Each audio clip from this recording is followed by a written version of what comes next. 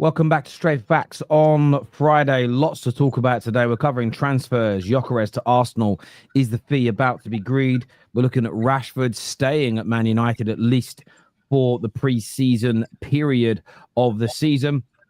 Also taking a look at Chelsea and Pedro's debut might be tonight. But of course, we're going to lead with the breaking news that has just come out that Thomas Partey has been charged with, as it stands, 5 counts of sexual assault, and we'll go into those details on the show. I'm joined by Don. I'm joined by Dan Potts. By Dan Lawless. How are you both? Yeah, all right, mate. Trying to keep cool in this heat. Yeah, man, not bad. Yeah, man, I'm all right. I'm still feeling a bit funny after the news yesterday. I can't lie. I've been feeling funny since that news dropped, man. You know what I mean? RIP Jota. Listen, it's not even. I don't want to hear no.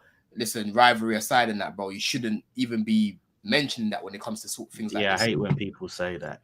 There's things that are bigger than football, man. It's not every day rivalries aside, bro. You know what I mean? But yeah, that was a shock. That was a shock, bro. And obviously now we've got more news to talk about. But yeah, we'll get into it. Man. Absolutely. And just to kind of read out and reiterate the news directly, this is the official information in relation to it, and it states that Thomas Partey has been charged with. So it's the we're not actually allowed to say the word on YouTube, but it's the most extenuous sexual assault you can commit. I'm still getting feedback from one of your mics. Have you guys got earphones you could put in at all?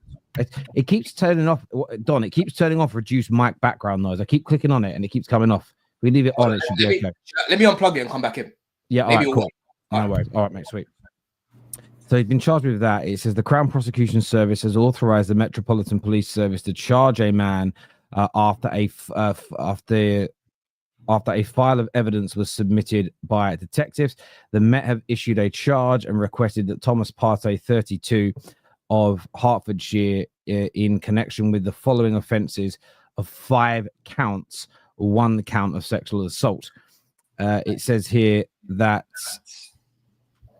it says here, yeah, I'm still getting echo from you, bruv. Yeah, just keep it on mute for a second. The earphones are the way if you guys have got them. We're getting a bit from you. Yeah, let me just a sec. Yeah, I was going to keep you on mute while I'm talking, Don. If I keep you on mute while I'm talking, I don't get the echo back. It says the breakdown. Sorry. I've just changed the settings on my audio, so I've put reduce mic background noise. Maybe you won't be able to hear it now, bro. Yeah, that's what. Yeah, leave that. Always have all those settings on. That's wicked. That should be fine now. Echo cancellation as well, I think. Yeah. Have them. That's always on. Yeah. It says the breakdown of charges: 2 counts of in relation to 1 woman, 3 counts of in relation to a second woman, and 1 count of sexual assaults that rates to a third woman. So it's 6 separate charges across 3 different women. The charges follow an investigation that first began in February 2022. So, look, we all knew that it was Thomas Partey that these allegations had related to. They still are allegations. I want to be very frank about that. They are allegations still, although he has been charged. But it's 3 women. The Crown Prosecution and the Metropolitan Police now believe they have enough evidence to gain a conviction. So the charges have now been issued, and Thomas Partey, who has just left Arsenal Football Club, will very likely from this point now stand trial, which, listen, if found guilty of those 6 charges, you are looking at an extensive amount of time in prison. And look, as football fans, you know, we've seen a number of these cases in recent years with Mendy, who was, of course, found not guilty in a court of law. You had Mason Greenwood, where there was evidence that we'd all seen, pictures and audio recordings we heard, didn't go to trial, predominantly because him and the alleged victim were in a relationship and having a baby, and evidence wasn't going to be given, and everyone's got a different view on that. And of course, this was all at the same time as the situation with Partey was overhanging, but the charges have now been issued. I will reiterate again, because this is my stance on all these circumstances. It is still innocent until proven guilty. You have that time in court for that reason. But I understand why a lot of people are going to be angry, and a lot of people are going to be frustrated at the player. A lot of people are going to be angry towards Arsenal for allowing him for the past 2 and a bit years to continue playing.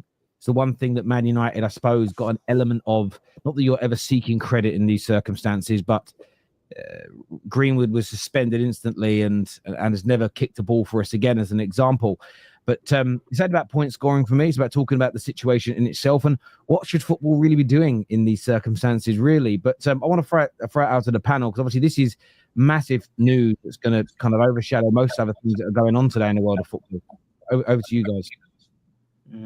It's a sensitive subject to talk about. Go on, Lawless. Go on. No, I was going to say it's difficult to. It's a sensitive thing to talk about because, like I said, there are victims, potential alleged victims involved. There's a lot of people involved, but we've obviously been hearing about this for what seems like a couple of years now. Obviously, it was being reported in the news widely as an unnamed 30-year-old player in the Premier League. Started getting leaked and put out that it could be Partey. A lot of dots were connected. And we kept hearing about how the case was getting pushed back, delayed, extended. There was all the talks of reasons why he wasn't traveling to European games with the team. So all of these little dots started coming out. One of the alleged victims, I think, posted text messages between her and him, which I remember seeing, which were quite damning if they're true and real text messages. So it's something we've been hearing about for a while now. Like you said, we don't know until we know, like 100%. So I'm not going to sit here and say, yeah, he's definitely guilty. But the fact that he's had these allegations on his head, and the club didn't take any action, I think that was unwise. I think, and I said to you before, Terry, in a lot of jobs, if any normal person has these sort of allegations against them, at the very least, you're getting suspended, right? At the very least, suspended pending investigation, all of that stuff. It just seems to me like it was more about allowing him to. He's an asset. It's important. Lots of money in football, right? It's really important. So it just seemed to be, I think, an unwise decision and not a good look now, looking back. And I think we could all probably say at the time it's not a good look. If they were able to sit there and say, look, we don't know. You take some time, you get this sorted. We're going to suspend you at the moment. Go and deal with this case. But things kept seem to be pushed back, and I paid attention to the reports at the time, and yeah, it seemed to drag out for a reason. So yeah, man, like I said, it's but again, it's not something you can sit there and like I said, we don't want to seem to be point scoring or gloating or anything like that. But I would just say it's not a good look for anyone involved. And I hope that he really is innocent, because then that means there ain't 3 women at least that have been, assaulted or whatever. So it's a bad situation for sure, man. Yeah, no, that's 100%. As carefully as I can put it. Like, Yeah.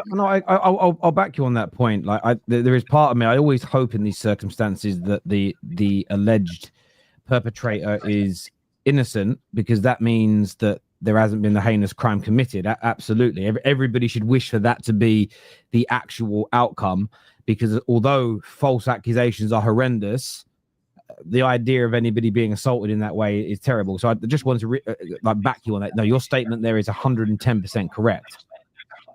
Yeah. What was you going to say, Don?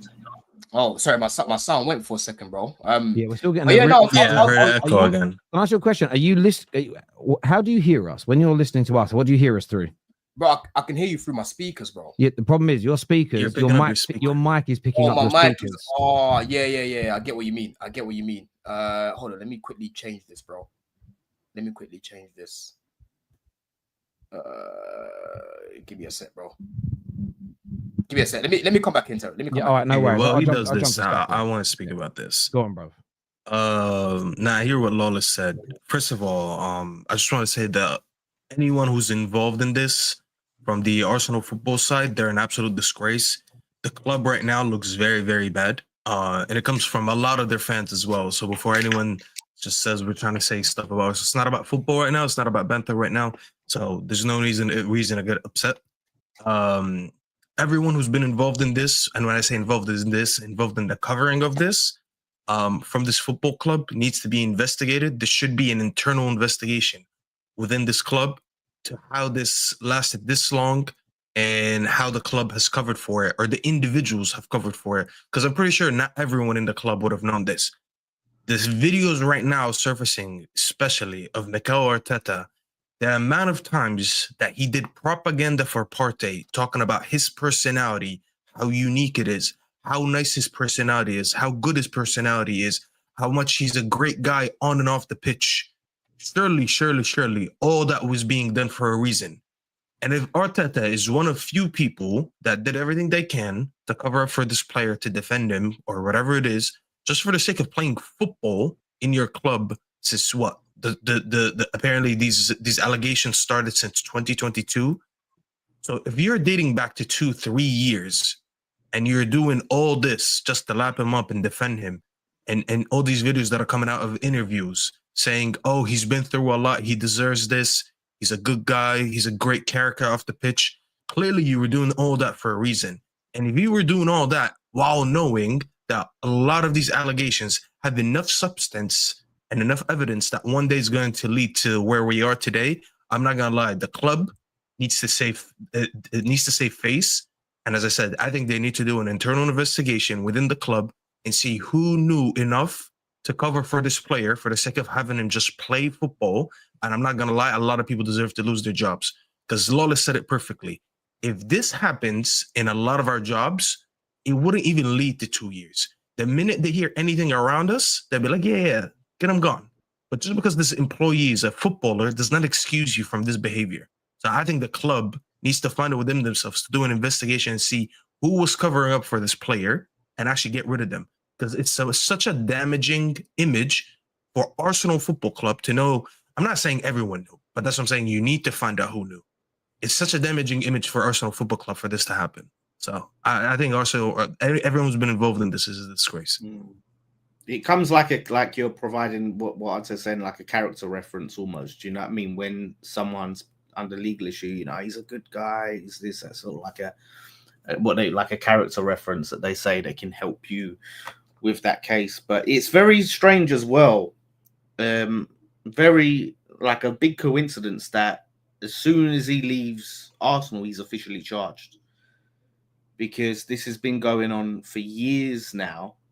And I remember seeing reports of, requests for, when he was supposed to go and, go down to the station, things like that. It was requests for extensions of deadlines and delays. But that's the one thing it seems odd to me is after all these years, as soon as he leaves the club, now it's come out, now he's charged. So that, again, this is just a speculation of I just think that's a big coincidence. I don't know what it means, but I just feel like there's a bit more to that. That's all I'll say.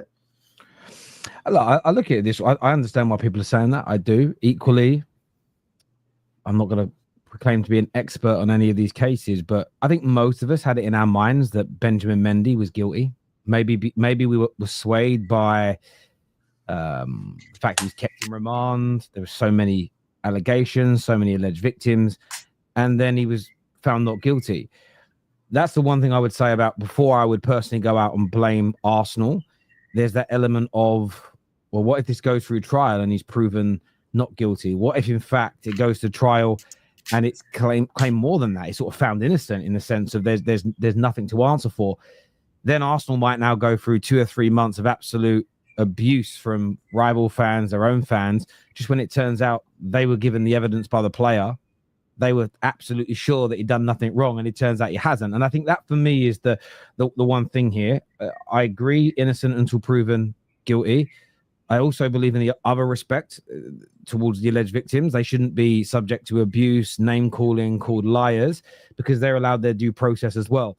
From my perspective, something I did say a long time ago, whenever this story reared its head, I said to quite a few Arsenal fans who were friends of mine, I said, listen, man, what I wouldn't be doing is doing full prop for the guy in case, just because there's going to be a lot of people today running around. It's mad enough when you praise someone and then something comes out of nowhere that they've broken the law, and you're like, I'd said what a great person he was and what a great player he was, but you're not meant to know. With the Partey thing, when you know what he's facing, I would have just kept my powder dry personally, I'd have just kept my powder dry, especially if you don't know. If you don't know the ins and outs of the situation, you just go, look, I'm not going to make any assessment. You talk about him as a football player in football games, but outside of that, it's a difficult one for me. There's got some of these comments here that have come through. Is quite a few. First one says, using this situation to point score is quite sick, but expected. There was nothing to cover up. He has just been charged. An investigation has been ongoing, so he can't breach. So you can't breach contract based on allegations. I think it's sort of what I said about the suspension. That's not suspending someone. That's not breaching a contract. He's still getting paid. It's just you're not playing for him. Again, criticism isn't point scoring. We're allowed to criticize the actions of a club. I'm not sitting there going, Arsenal scum club, look what they did. Like, I'm just sitting there providing, and I like as clearly as neutral as possible, my criticisms of how it was handled from perception. If you can't be objective enough to maybe look at your own, because I've spoke to Arsenal fans like in group chats who've said they're going, this is a bad look for our club. You know, we should have handled it better. You can say that. It's fine. Like, I would say the same thing. You can criticize your own clubs. It doesn't mean that you've made a bad decision supporting Arsenal. It doesn't change anything about all the things that you love about your club. But in this situation, in my opinion, they could have handled it better. And yes, you can suspend someone or choose not to play someone, take them out of the firing line. Go, look, this is investigated. Man City, did they not do that? Man City did it. This super chat Man United did it. You just said Man United. Green would never kick the ball again. So how is it breach of contract? This super chat here says, come on now, stop having a pop at Arsenal. They were stuck in a very unpleasant situation. Look at City and Mendy. He had multiple females making the same allegations, yet was found not guilty. But I think as Lawless has just looked at, and I remember saying this on many streams, I remember getting a lot of abuse from people saying you shouldn't even be speaking about this. We still did because we felt it was right to. I think a lot of us said back in 2022 and in 2023, maybe the best thing to do is to suspend, because then you've done your bit within that situation. If it ends up going the way that nobody wants it to, because nobody wants it to be true for all the right reasons, then you end up in a horrible situation. Same with Adam Johnson and Sunderland. I mean, that wasn't even, a heinous. That was to do with an underage girl. But again, it was this man was still kicking the ball and scoring a goal, I think, a week or two before the case started. And then it went terribly wrong. And maybe they believed him too much. So, look, Arsenal have gone with a certain approach. But if the end result goes the way that they don't expect, or maybe they've been lied to by, if they've made the wrong decision, they've believed the evidence they were presented with, they've listened to the lawyer of Partey and gone with this, you're still accountable for your decisions. Don's back with us now. If he claims he's innocent, why wouldn't Arsenal stay professional?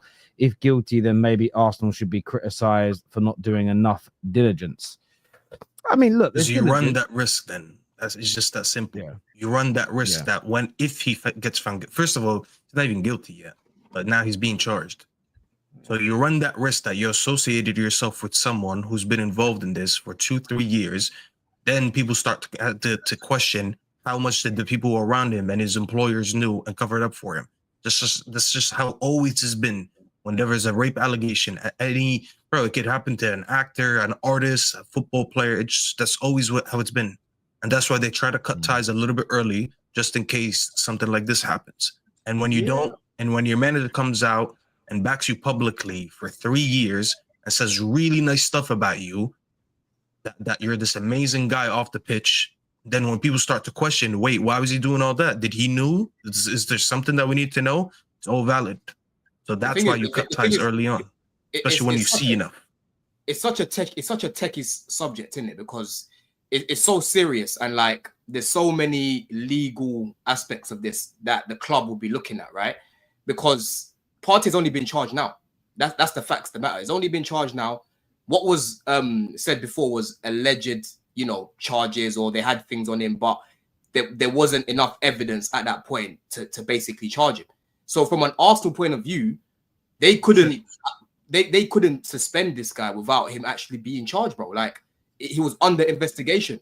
But then, like what you're saying, Staffy, to basically not run the risk of not looking bad in public, the smarter thing to do would have been to suspend him. But then Partey himself could have just come back and sued the club, because it's like, bro, why are you not suspending me when I haven't been charged? John, let me ask you a question. If you was being investigated for that, hold on, Lewis. Yeah. So there's that aspect of it as well, bro. There's so many legalities in this that it's not as straightforward as what people think. You know what I'm saying? That's what it is, bro. He wasn't charged before, so from the club's point of view, they're not doing anything wrong, right? Yes, we saw what we saw on the timeline in terms of the messages and all of these things. We saw all of that, right? Cool, but that's more a public view rather than the courts, if that makes sense. As fucked as it is, that's how they're going to see it from the eyes of the law. He hasn't done anything wrong until now, right? Now is the point where he's actually been charged. Therefore, if he was still signed by Arsenal, bro, he would have definitely been suspended if he had been charged before. What I want to know is why they've only charged him now, right? They surely they had enough evidence over the past 2 years to charge this guy. Why is it only now where they've charged him? But in terms of Arsenal, I can't really look at them too tough, because it's like it's business as usual. It's fucked, people, but it's business as usual. You see this all the time with a lot of, like, if you look at law firms, there's a lot of law firms, yeah, where the big dog is done for sexual assault and all of these things. They get kept in that job, bro, until something actually happens where they're charged in that. So it's unfortunate, but that's just how the law. That's how it works. That's how the law works, bro. Unfortunately, you know what I mean. There's a super chat here that says Anthony and Hakimi are still under investigation. I thought Anthony's was cleared, but there could be somewhere else. I didn't even know Hakimi was under investigation, to be honest with you. Let's suspend every player for allegations. BS is what Sunrise says here. It's not a good practice. It's not a good practice to suspend people based off allegations, like, because end of the day, imagine now it came out that all those allegations were fabricated. You got to look at both things. That's the beauty of the law.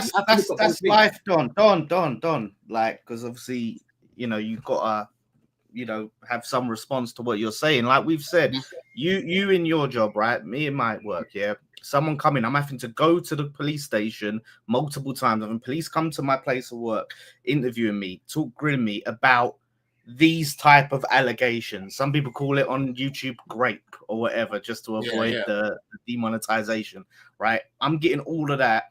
Do you think they're just going to be like, all right, cool, business as usual, and let us know if you get charged? And then can I play devil's advocate here for a minute at the risk of being cancelled? Do you think in football, maybe the same as in the entertainment industry, maybe the same as in high-power business, do you think maybe the football clubs, managers, most of them have been ex-players, do you think there's this element, and I'm not saying it's right, of where they go, so many of my teammates, so many of my colleagues, so many of my friends have been accused when they were innocent? Do you think maybe within the world of football, there is almost an element of it's not really taken too seriously when, it's another footballer? Because in my lifetime, just at Man United, I remember ones of Ronaldo, people with Johnny Evans, I think John O'Shea, multiple. Every time there's a Christmas party, it was in public. Within a year, there was always an allegation. Do you think potentially footballers are almost desensitized to it now, where they go, well, so many have been accused and they were innocent. The ones that are maybe guilty are going under the radar. Is that not a possibility within the world of football? I'm not agreeing with not suspending. I'm not agreeing with not taking it seriously, but there are so many allegations within the world of football comparatively to all of us in our places of work. Does that make sense? Yeah, and it's hard because, look, innocent, it doesn't always mean they didn't do it. And I'm not saying we can form an opinion if someone's in it and just say, they probably did it. But what I'm saying is the Mason Greenwood thing is a perfect example. We heard the recording. We know what went down, but he was found not guilty. So even though we've all seen it with our eyes, can we sit there and say, well, because they didn't go to court and she didn't... Hold up, Don. No, because you're getting the facts wrong. Wait. I'm not saying... I know, like, she withdrew the charges, all of them things. Yeah, right? yeah, go. Yeah, so that's what I'm saying. So he didn't get found guilty of the action, right? So if we didn't see that evidence, people could say, well, he weren't charged, he weren't found guilty, so he didn't do it. We all see it with our eyes, right? And we know what went down. But they didn't go to courts. And at Man United, they chose to take the view of, we're not playing this guy again. These are serious accusations and things like that. But what I'm saying is it just comes to reason. In football, when you have a lot of money, you can make things go away. there are a lot of allegations, and I don't think it's in general. I think there's two sides. So yes, footballers are an easy target. They got a load of money. There are allegations. You can go and make that accusation and try and get a payday. Two, and I don't think this just applies to football. I think this applies to anyone with money. You're not used to hearing the word no.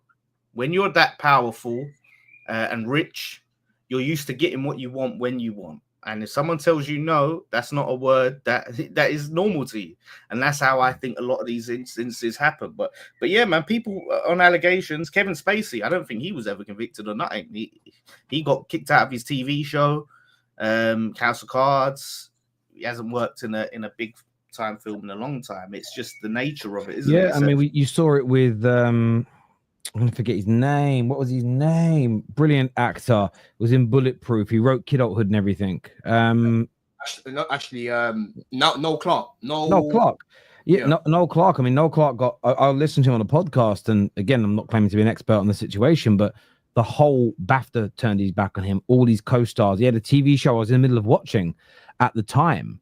That I don't even think they played the last episode, and then found innocent. And you sit, and that's. And look, I'm not defending either action. I do think it's complex in that regard. Let's go to a few more super chats. I want to know what the viewers and community are thinking out here. This says there was so much talk about him getting a contract, and then talks went dead. Seems like the club knew about this. If he's found guilty and we hid this, our club should be held accountable. Not a real man. Oh, listen. If what you're saying is true, Tony, if it turns out Arsenal knew he was guilty and they still played him, that's a very different kettle of fish. Yeah. If Arsenal were shown all the evidence and they still said, "Nah, fuck it, we'll still play him," that changes everything.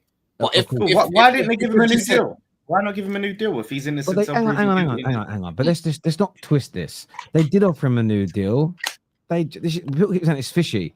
I don't really get why it's fishy. They offered him a new deal, but they just didn't want to increase his pay because of his age. And then he said no. I don't know if this is. Some people are making it sound like Arsenal have rung up the CPS and gone, go on, charge him. Now he's left. I don't think it's any weird conspiracy. He got offered a new deal.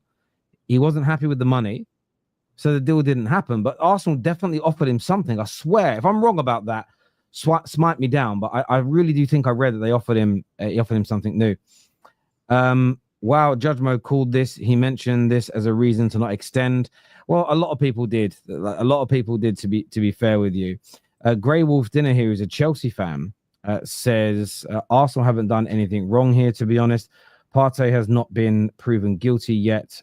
Sunderland, for an example, backed Adam Johnson till he was proven guilty.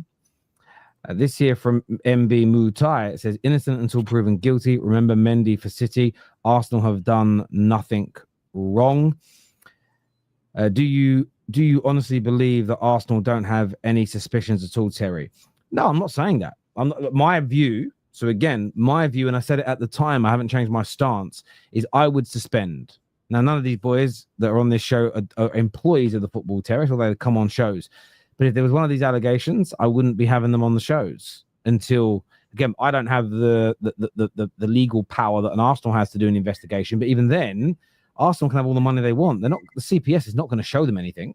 Why would they do that? So yes, I would have suspended. I would have taken the legal risk of being sued later. I would have personally done that, but Arsenal chose not to. So I've been very clear on that. Go back and watch all the content from 3 years ago, my friend.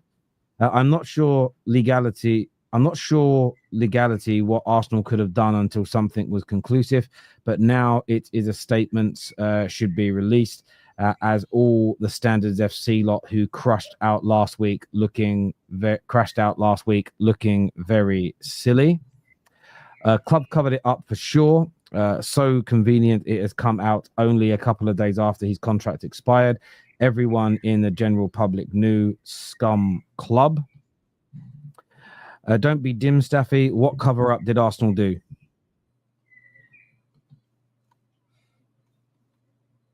We're not going to repeat everything we said. Okay. I wanted to give you a chance to reply because he was obviously going at you. Sorry. No, please clarify on the point that Arsenal Football Club requested an extension in any way, shape, or form that in regards to Thomas Partey. I may have misread the stories. I was under the impression that he wanted a pay increase. Arsenal weren't willing to give him a pay increase, so the deal didn't happen. That's what I thought happened. Again, if it was wrong, if Arsenal never offered him anything, fair enough. But I swear I read something different. You can't suspend someone based on allegations. Mendy was suspended only after he got charged. Okay, only after he got charged. You are misremembering what actually happened, I think. Well, that's fair. If we are misremembering, that's fair. And look, Greenwood. Why did Mason Greenwood sue Man United? Because he was never. So, yeah, but he can't sue. So again, the reason this is where I will sit on the other side for a moment. I do think Greenwood only got suspended because the audio went out and the pictures. There's some of the evidence went public. Equally, United were being criticised at the time for not cancelling his contract. And the reason Man United couldn't do that is because we could be sued for up to 4 to 5 times the amount, which at the end of the day, the football club doesn't want to be seen to be paying someone who has allegedly committed these crimes. At the same time, it's still the football club that needs to operate as a business, and it can't afford to lose 50, 60 million quid through breaking the law. So they decided to keep him suspended on full pay, but he's never been back at the club as far as we're aware since. So yeah, that's the point. They could have suspended Partey on full pay, and then they wouldn't have had an issue if he's not playing. That's the thing, though. Illegal. Yeah, exactly. There's a point here. There's a conversation to be had, right? If this was a lesser player in Arsenal's team, do you guys think that they would have suspended him? But do you feel like they didn't suspend Partey because of how important he is to Arsenal? That's a fair conversation to be having here, bro. I can't lie. I think if it was a lesser player, he may have been suspended. I also think if he was a lesser player, I don't think rivals would be sticking it on Arsenal as hard. I think both of those statements are true. You get this all the time. You know what Ryan Giggs did with his brother's wife doesn't even compare. I don't quite like how people take cheating on your wife like a criminal crime. I really find that a weird concept in the modern day world.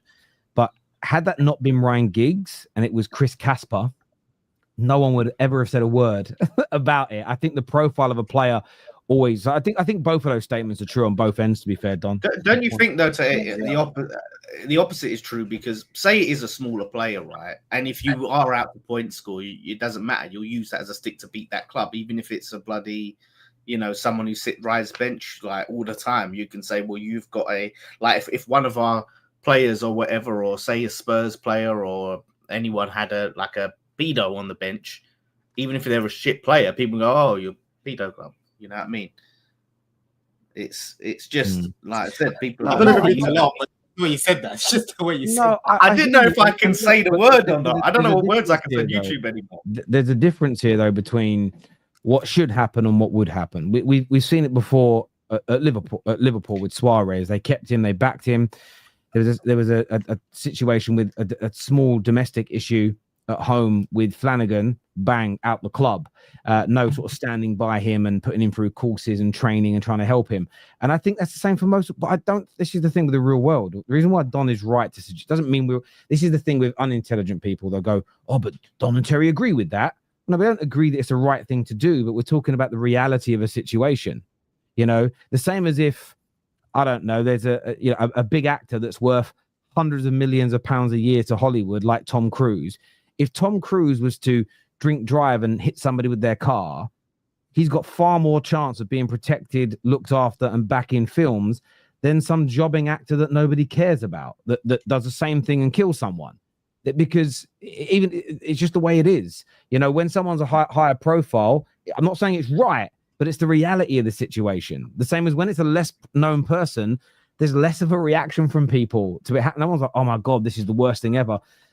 It works in both ways, 100%. Everyone knows that's right. John Terry is a great example, because he was found not guilty, right? But still, a lot of us will still look at him in a negative light, even though in the court of law, and we all go by the court of law, apparently, now everyone's, big fans of the court of law, is that he's innocent. He didn't racially abuse, Anton Ferdinand. Right, it's the same thing as an innocent man. Because he was found guilty in law. Yes, it's the same thing as this Diddy thing, isn't it? That's why I said one of the things I said is the court of law, and then you've got the public, that are looking at you as well. Like Diddy, when he comes out and that, bro, if he gets a couple months and he comes out, he ain't gonna be looked at the same in the industry, bro. Like there's gonna be so many people not fucking with him, and it'll be the same thing as Partey as well, bro. I'm just intrigued to know why it took the feds this long. I don't know why it took them 2 Yeah, years. 3 years. 3 years. February 2022. Maybe it was a case of every time they were about to charge, just speculating here, there was another person that come along, so they go, right, we'll investigate that at the same time. So you build a case. I mean, they do that in like sort of a organized crime where they don't just go, oh, we've got a bit of evidence here, they robbed that bank. We've got a bit of evidence, they sold these drugs. Sometimes they just keep collating all of this until you have like a massive case. That's sometimes what they do. But one of the alleged victims, the one that I believe leaked the text messages, I remember she went sort of public with her frustrations about how long it was taking, the process, and didn't feel like they was taking her seriously. She was I remember seeing a post that she did, very, very frustrated with but that's also why it can be delayed. I'm not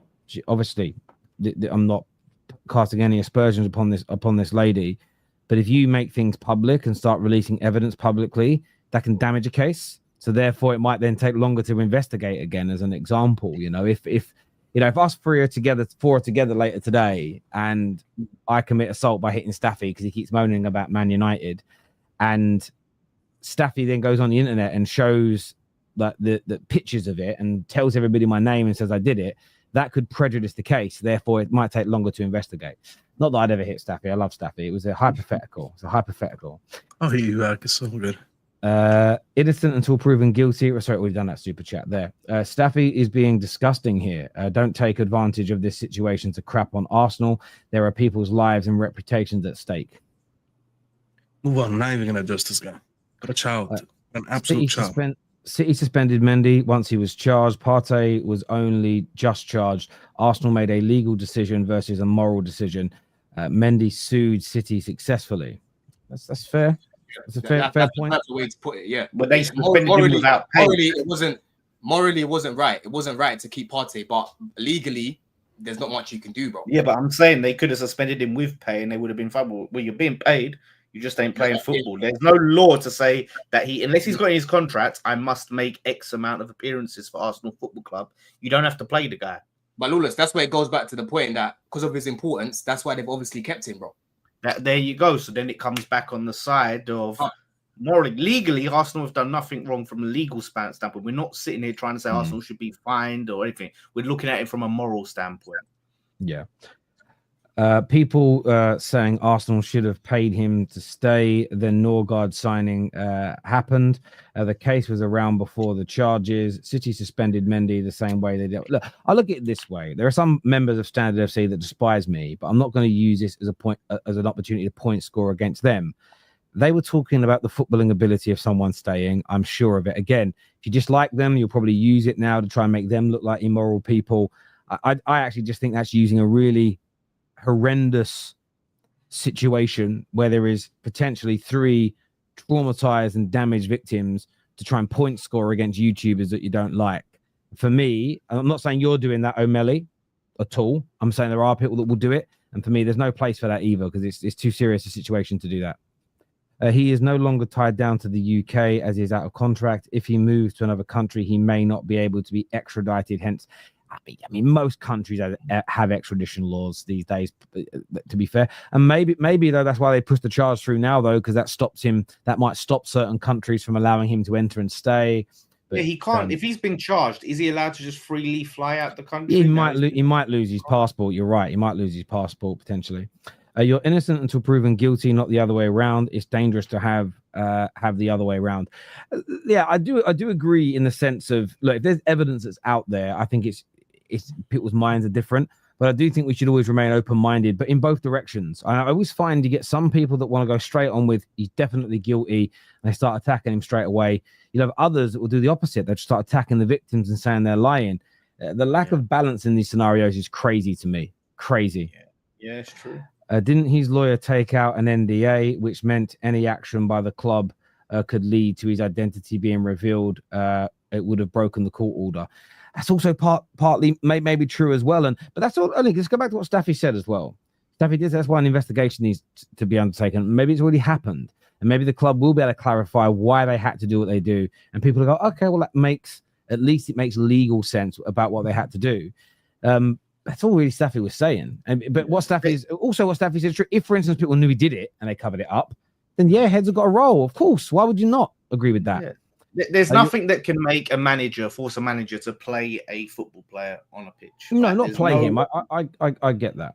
Your criticism is based on assumptions you have made in your own head. It's very unprofessional point scoring. Now Arteta covered for him. Really, is what Red Square says.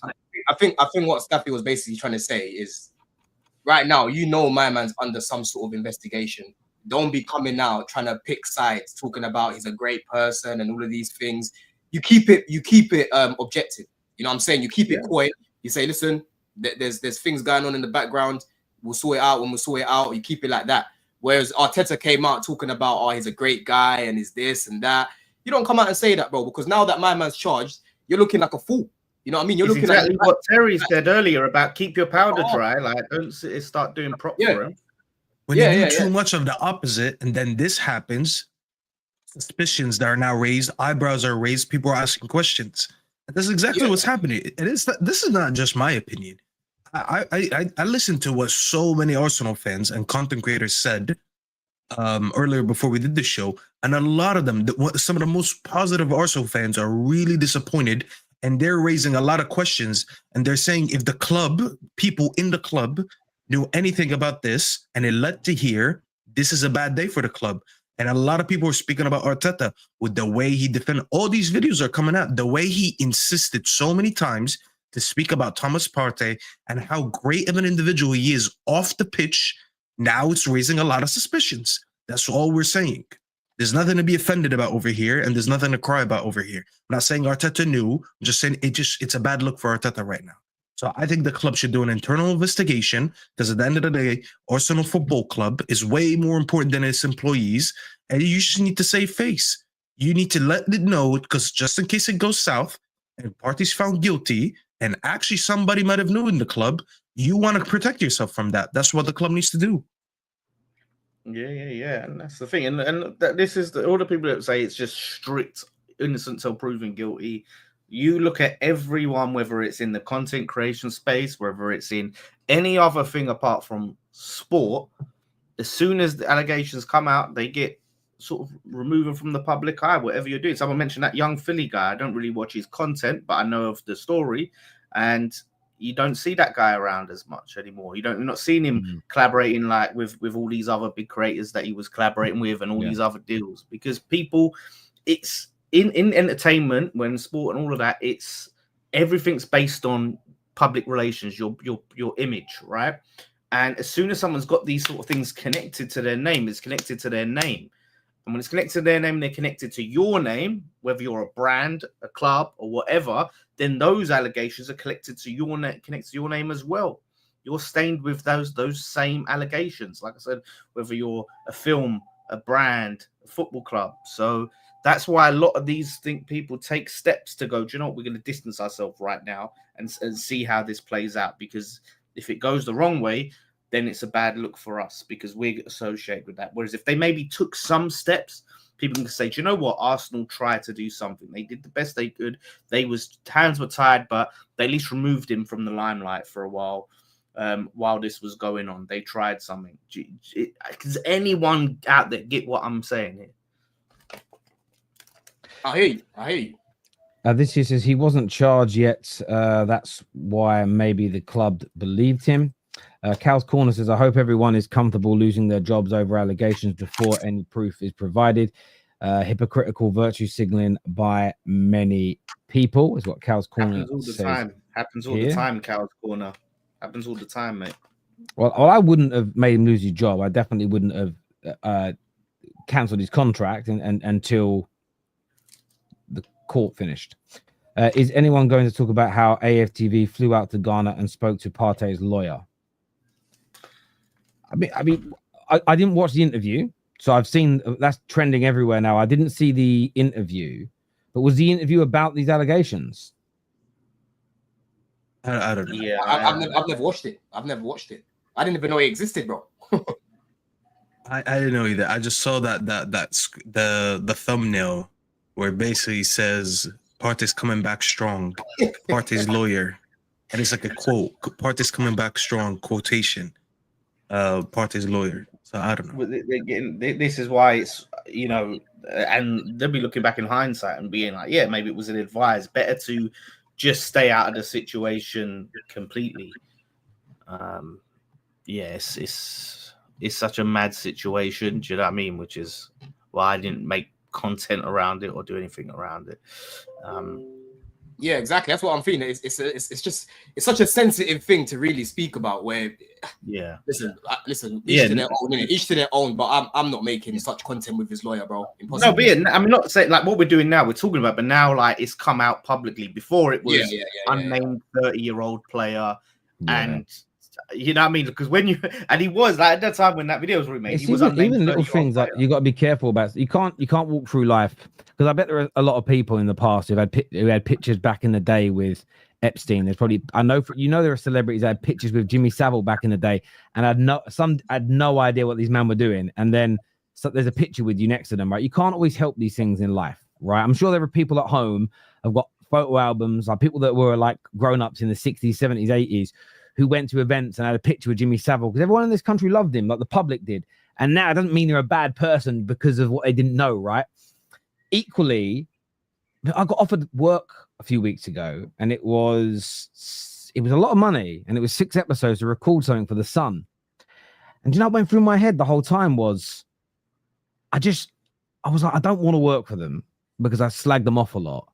But equally, I was like, I just also know the money, even if I didn't care about the morality of it, the money wouldn't outweigh the level of abuse I get from people. So I didn't do it. There are times where I think you've just got to be smart and say, do you know what, if this goes west, or, you know, you look at the backlash I'm going to get for writing this article or making this video, I think you've got to be careful in those situations as best you can.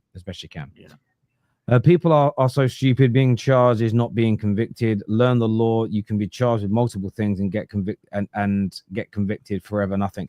Listen, bro, I 100% agree with you on this. Being charged, I have seen a lot of tweets from people going, so I knew he was guilty. Being charged does not mean you're guilty. You are spot on. Arsenal definitely is covering this up because the man is now being charged. Now his contract is up, and this happened a few years ago. Apparently, he was charged with evidence. Surely Arsenal have seen this coming. I'm an Arsenal fan, by the way. It doesn't look good on Arsenal's side. You could argue maybe they could see it, but equally, the CPS are not going to share that evidence with Arsenal Football Club. And Arsenal's lawyers are not going to share that information, if they've got it, with Arsenal Football Club. You're probably not allowed to do that, because that would be deemed as you're leaking evidence out of a specific circle. Therefore, you're prejudiced. Actually, I think if the CPS showed evidence to Arsenal, the case would fold. Because you're Arsenal. I know we all look at them as important, but in terms of this case to the CPS, Arsenal were a nothing. Do you know what I'm saying? With all due respect. So maybe they should do more due diligence, but let's be fair here. That evidence would not have been shown to Arsenal Football Club. It surely wouldn't have been. No chance. If it was, they would have got suspended as soon as that happened. Yeah. But I remember when Man United were being criticised because there was the allegations against Anthony, and there was talk about Man United sent a doctor to the hotel room and the girl was all beaten up and stuff. And I said at the time, I was like, if this turns out to be true, this is horrendous, because it's our doctor we're sending. And yes, there's client confidentiality, but it's our doctor. And I'm like, surely that's got to be fed back in. That's very different from this. The CPS are never going to go to Arsenal and go, by the way, that's all their evidence we've got against your player. What do you think? They wouldn't do it. They wouldn't. Why I just think you're best erring on the side. Yeah, I get you there. I'm thinking, even though we haven't got these are allegations, these are the investigations. We know this. They know there's something there. There's enough there for them to investigate, right? Yeah. So let's maybe just go. We'll just take you out the limelight for a while and see how this pans out. This says I'm just happy he's been charged, and hopefully the victims get the justice they are seeking. It's shameful that Arsenal, my club, protected Thomas Partey for so long. If his contract says he can continue to play under investigation, then that's disgusting. Teams stop playing players all the time for contract and discipline issues. I'm not trying to hear that he couldn't stop playing. They couldn't stop playing him. Also, why was Arteta and the club what were they doing defending him in public? Vile. Jay Law here says, how do we feel about football academies in America? you can play a sport into college, but yet you are still getting an education. I mean, still get that here. Yeah, you do get that here now. The academies are much better at that now. You can hear that with young players talk compared to the generations I grew up listening to. You can tell they're educated now in comparison, man. Previous super chat wasn't about Partey's extension. Lawless spoke about Arsenal being involved in extensions on court dates that the Arsenal were involved in. Not court dates, but there was talks about deadlines and things when he had to go and to the police station and go in and these were just the reports at the time. Again, I'd have to dig them out again to get the details of what was being said. This is Lawless and Staffy aren't taking into account that previous cases were outed by the media. Then the police confirmed they were investigating. He may not be guilty in court, but civil court. I'll be honest with you. I'm not going to speak any more on that than I don't understand. This ain't going to go to civil court. Man. No, it's not. I doubt it's going to go civil court. A dark stain on the club and Arteta. Disgraceful is what D says here. Arteta pushed for this guy to be renewed. Sack him is what D says. Blaming the manager is a bit odd when a situation like this is completely above his level of seniority. If he's asked about the player, of course, he will talk positively about what he knows, is what Michael believes. Brian, no, that's not true. As you said, sometimes you could just choose to not make too many comments. Going against it just looks a little bit suspicious now. It's not like he came out and said, "Oh, he's a brilliant player. I'm not really going to talk about much that's going on off the pitch." That would have been fine because you don't really want to out your player. But when you come out and say the opposite and you're persistent time and time again, he's great off the pitch. He's a great character, wonderful human being off the pitch. Just go look at the videos, man. All the videos have surfaced today. Stop being so stubborn. So some people had them ready, They surfaced quick. Well, the thing is, go on. Actually, let me let Terry finish the super chats. I know there's quite a lot, man. Yeah, it says that if it turns out it is false allegations, where does the moral come into it?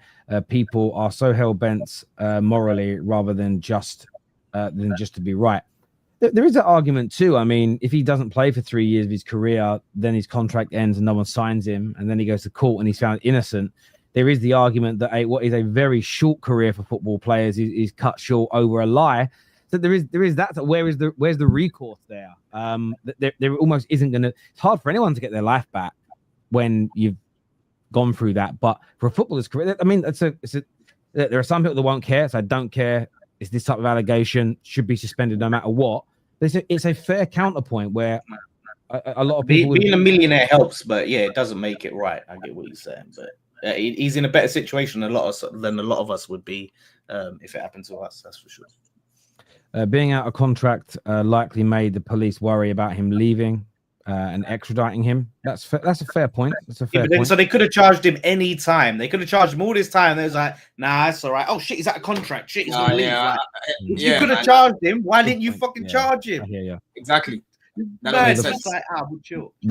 The problem isn't that the club didn't suspend Partey whilst under contract, but the club were willing to offer him a new contract. That's a good point. That's a very good point. Arteta responded one in a few times. He only spoke about the players at the club. The problem was Staffy going. Sorry, the problem was Staffy going in on specific people like Arteta, calling him scum. We have no idea what Arteta does know. So it's unfair to slag him off. Tell me, where the fuck did I call him a scum? Please, in the 54 minutes of this show, please go back and tell me where I called Arteta any name. These guys are delusional, bro. It's actually sick. This is Can't wait for this topic to end. They're actually sick, man. Staffy is spot on 100%. It's dumb. It's stupid. Imagine Edu and whoever that is knew which is why they left. I don't know about that. Maybe. That's all mad speculation. Staffy, this is the issue. Is clearly above you. Sit it out, is what Stavros says. Partey I get paid to stream every Friday, bro. Don't tell me what the fuck to do. You sit in the chat and you listen to me. Let's have a little look here. Young Philly was actually charged and arrested. Sigurdsson wasn't even charged, just accused, and Everton dropped him. Yeah, we haven't even seen or heard anything about that man since he never went caught. He wasn't even charged. I don't even know if he was charged, but yeah, like what happened with that? nothing. What happened with that case? He just disappeared, bro. It's like it didn't exist. Just gone. I think he even got taken off FIFA and that as well, innit? I think he got taken off the game, bro. Yeah, Everton took a view of, do you know what? We don't want to be connected to this sort of thing. The thing is, yeah, with that one, not to condone what Partey did. I think with Sigurdsson's one, because it had like kids in that. Kids. Yeah, it's always another.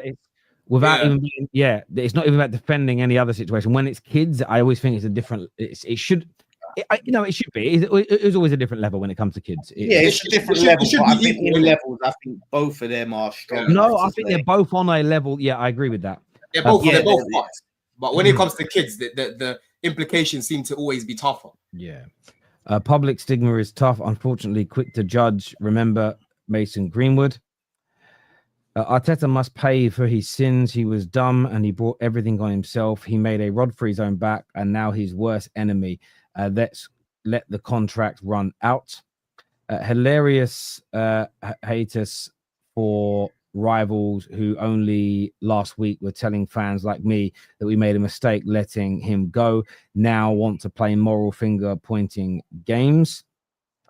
Why the F was Arteta lobbying for a renewal? Wow, only Don is talking sense here. Staffy straight out blame Arsenal is embarrassing. I remember CR7 playing with allegations in 2000 and you idiot. I said the club should do an internal investigation to see if anyone in the club knew.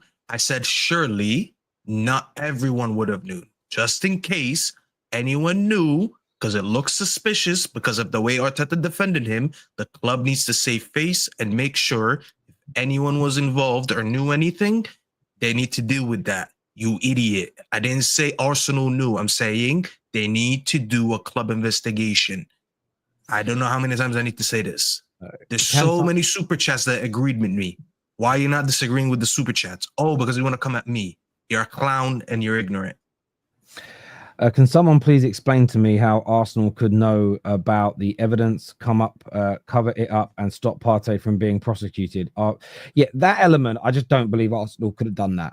I just don't believe Arsenal have covered up evidence and kept it away from the Crown prosecution. No one said that. This is why we get so many disingenuous comments, because they tried to make it sound like we're saying, go back, rewind, them say, "Oh, Arsenal had all this evidence and they chose to bury it." No one said that. We've been live for an hour. Not once did we say the club covered up. Not once. Not a single person. Yes. So people sit there and I mean, it's great. Send the super chat in. We're grateful for you like doing that, but you're making disingenuous comments. Colton here says, as far as the timing, could have been just now before he left the country. This from Jay says, I really, really hope athletes see this and learn to stay home and pull out the lotion. CPS charges people, then they investigate. It may never even get to court. The problem is these conversations of actual emotional responses. They've been investigating all this time. No. So the police have been investigating to get the evidence, so the Crown prosecution, so they can charge. What will now happen is the Crown prosecution can now do, because the Crown prosecution essentially now takes the case over and starts putting together their case in court, because the police are not the ones in court that talk about the evidence, are they? They give evidence. So there is a large element of truth there. But there's been an investigation from by the police, by the police, yeah. But he's right. The CPS can investigate. By the end of their thorough investigation into it may not go to court. That is also true. The scumbags attacking Staffy are despicable. People nothing new Diallo's the normal that I get over here. It won't silence me though. I'm gonna say whatever the fuck I want. People don't know how the justice system works. You really went on a rant, mate, at the start, basically saying Arteta knew everything and that he was a disgrace for covering it up. That's not what he said, but. And Fonzie here says, why are people pretending Greenwood was innocent? The charges were only dropped due to the key witness dropping out and settlements. Lol. But in the eyes of the law, but yeah, you're right. Listen, people, obviously a very tough subject, and I think by and large, listen, lots of different opinions, lots of different views on this. We'll see what now happens in relation to the court case and everything else. But so I've got to shoot Terry just real quick. Mate. So Staffy, have a great birthday weekend, mate. Hope you have a good one. Enjoy yourself. Thank you. Also, cheers, mate. Thank you. Also, happy 4th of July, Staffy, for you and the rest of the Americans watching. I weren't going to say that and celebrate a war that we lost to them. Happy Independence Day to when America was liberated from under our boots. Congratulations for today, Staffy. So he's telling me England took another L. Have a good one, guys. Happy birthday. See you later, Lawless. And when's your birthday, Staffy? Monday. Oh, it's Monday, right? Okay. So a big weekend ahead. There was another super chat. I missed it actually. It says, "Is there going to be any time for Terry's cooking today?" Oh, cooking me. I ain't getting cooked just because Staffy's always grumpy. Who wants you to get cooked? I don't know. Look, viewers, we're going to move on and talk about some transfers and stuff on the show as well today. So make sure like buttons have been hit. Make sure you are subscribing to the channel. I don't even feel like we should speak about the Arsenal transfers after that other news. So what do you reckon? A bit. We can speak about it because they're doing something that I've been saying they need to do for a minute. Well, let's talk about it then, because according to some reports today, Fabrizio Romano, they looks like they might be edging more towards Gyokeres and trying to seek that final, his words, where they're looking at that final fee that Sporting are going to offer. They're also closing in quite quickly and quite heavily on Eze as well, a really important, a very, very good attacking midfield player. Thoughts on that, gentlemen? You forgot someone else, bro. Madueke. Madueke, yes. Yeah, thank you very much. You know what I mean? So listen, I've been watching a lot of Arsenal fans on the timeline going crazy about Eze. You know, when they first got linked to him, they thought it was a left wing option. Then they started talking about, actually, it's going to be Eze as well as a winger and as well as a striker. Now I'm seeing so many Arsenal fans say, yes, this is exactly what we've needed. We need something different in that midfield. And this is what I've been talking about for a time now. The amount of abuse I get in this chat, right? People trying to cook me. Oh, you know what you're talking about? Rice is great. Rice is this. And I'm like, bro, you need an attacking midfielder in that midfield that's going to bring a different dynamic to the team, bro, right? And Eze is someone that could definitely do that. Because if you're bringing him into play centrally as a rival, that's when I'm like, yo, okay, Arsenal are serious. If you're bringing Eze into to play left wing, that's when it's a problem for me because, cool, Eze is a baller, but there's a cap. You know what I'm saying? There's a limit that I believe he can play at left wing. That's not his best position. You know what I mean? But if you want to play him centrally, I think he can definitely help your team and help you progress the ball a lot better down the middle, bro. You know, the way he carries the ball, the way that he creates, the way that he scores from those positions, and then you bring in a left winger and you bring in a striker, Arsenal offensively should score more goals. You know what I'm saying? But then with the links with Madueke, that's interesting because it's like, if you sign him, I don't see you signing him as well as signing a Rodrigo, you know? It would be good if you did that to bring in Madueke for Saka back up. But if you're looking to bring him in as a left winger, bro, he's not it left wing. He's, you know what I'm saying? Can I just say on that as well? Can I just say on that as well? So talking to Ben Jacobs earlier on today, what he said is that his view is right now is Eze is separate. They're looking at Eze to play centrally. So that's Hussam in the mud. So they're looking at a new attacking midfielder. Rodrigo is seemingly the number one choice. If they can't to play on the left, and that will mean one of Trossard and Martinelli will go, and they'll say to Rodrigo, you may also cover on the right. If they can't get Rodrigo, then it looks like it's going to be Madueke, but keeping one of Trossard and Martinelli, but with Madueke being kind of covering both positions. So both sides, it does sound like it's going to be Rodrigo or potentially Madueke, so not both. But he did say the price. He said the price for Madueke, though, that Chelsea is going to be, if they get it done, it will be well into the 50s, if not 60 million in totality. Perfect, man. You know, you already know Arsenal, we're their favorite payee. You know what I'm saying? We're top of that list when it comes to the online banking, bro. So that's not going to be a hard transaction to make. You've got our account deals already, big man. You know what I'm saying? But if you go bring in Madueke and you lose out on Rodrigo, and Rodrigo actually leaves, bro, Madueke is not going to be the guy to take you to the next level. You know, your left-hand side needs upgrading from a Trossard and a Martinelli. You need to bring in a starter on that side, very similar to Chelsea, right? And right wing, you already know he's not starting ahead of Saka, but he's a good backup for Saka. But like Terry said, I don't see them signing Madueke and the Rodrigo, you know? And then striker, of course, we know that they're going to sign one. We just don't know whether it's going to be Sesko or Gyokeres. You know what I'm saying? But ideally for me, Terry, listen, I don't even want to sell Madueke to these, man. You know, I don't really want to sell him to these, man. I'd rather sell to Newcastle because I feel like he sorts out a problem on that right-hand side that they've had for years with Saka playing there, bro. Like when we were linked to Olise, I was pushing for Olise for so long, and I was happy with Noni staying because I feel like he's a very good backup. You bring Noni on the last 20 minutes of games, 30 minutes of games, he's a problem. You know what I'm saying? He's a problem, bro. Anyone that's saying he's shit and that he can't do anything, you're just doing the whole, I don't want to buy from Chelsea anymore. And I hear that, but let's just be objective. Noni is not a bad backup, bro. He's a very good backup for any top 6 side. Let's just be honest, right? But the problem that you've got at Chelsea now, Terry, you've got Esteval, you've got Neto in very good form right now. We're potentially looking at a Kudus. You know, I've been quite patient with Madueke, and I've said to you for years now that with him, I like how direct he is, but he needs to improve his end product. But he's stagnated, man. You know, he hasn't really developed from the season that he had with Poch. Like, he was another criminal in front of goal last season, bro. The amount of chances that Noni was missing last year was mad. Remember when we played you, man? The chance that Palmer gave to this guy, bro. He didn't even get on target. You know what I'm saying? So it's like, if we move him on, ideally, I'd want him to go to Newcastle. If he goes to Arsenal, it's whatever. I just hope that we bring in Kudus to replace that position or replace someone that can play on that right-hand side as well. I hear that. What do you guys make of the Eze links? Because seemingly everybody else has kind of pulled out of the move. It looks like it's Arsenal's to go and get done. How much of an improvement would that be for Arsenal staff? Yeah, it would be a good move for them. He can play on the left. He can play down the middle. I know people are saying he's going to be an attacking midfielder, so he's going to play in the 10. But even those type of players, when they play on the wing, they still drift into these central areas and they become creative by driving into these central areas. So I think he would be a good signing for them. I don't know how much would it cost, but I do think they need a player like that. We spoke last episode about what I think that the lack of creativity they have in the midfield, and he'd come in instantly and fix that. I don't think he'd be the starting 10. We'll have to wait and see. I personally think he'd play on the left.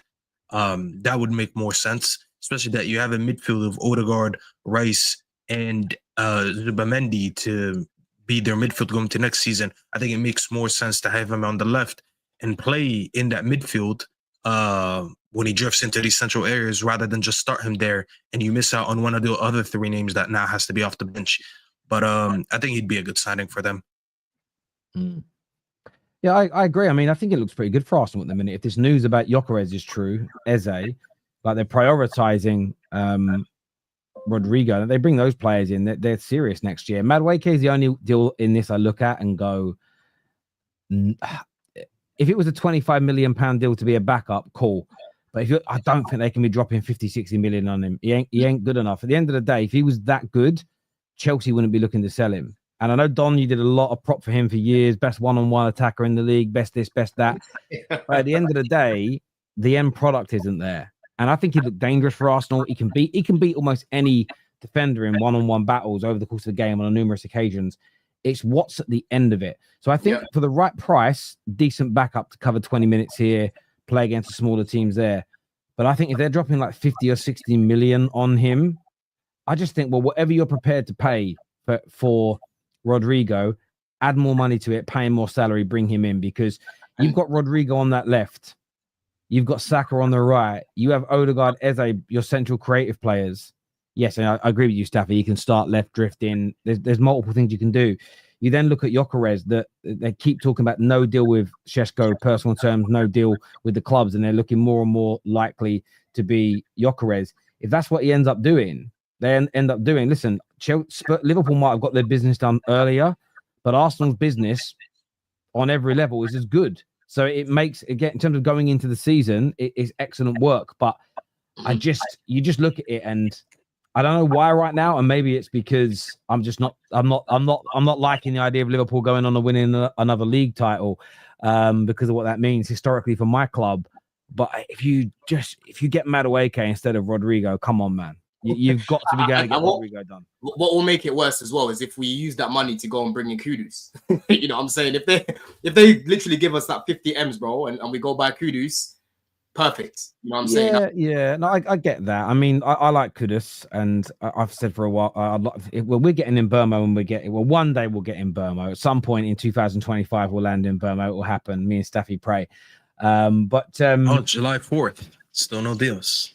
I know, it's terrible, man. Terrible. It's been over a month now, isn't it? I'm panicking. 32 days. God damn. He told us to not panic. No, I wonder what your board are doing when they're negotiating, Terry. I think they're just playing Sudoku with these guys. Maybe. No, like the difference is this is just, do you know what my analogy? I thought about this analogy. I thought, what kind of analogy can I give Staffy to make him understand? One, me and Staffy have been bantering each other online, and we know it's a little bit of fun. I think people have taken it really seriously, like we're actually having a beef. This is my analogy, right? Let's say me and you live in a house together as friends, housemates, right? No baby oil, no Diddy, just in a house together, right? Let's say I don't think you needed to say that, but sure. Well, but you do, because people are weird this day and age, right? So, housemates. We are housemates, and our boiler is going to break. We know the boiler is going to break. And we're like, right, we'll fix it. We'll get a new one when it breaks. We'll save our money until then. We both just agree on that. Cool. If Staffy moans every day that at some point it's going to break, even though I know he's right, I'm still going to be annoyed with you because you're moaning all the time and it's jarring. That's all it really is. There's no more to it than that. It's just sometimes you tweak things. I'm like, you are right. This might happen and it's bad. It's just you're jarring. I have a better analogy. Hold on.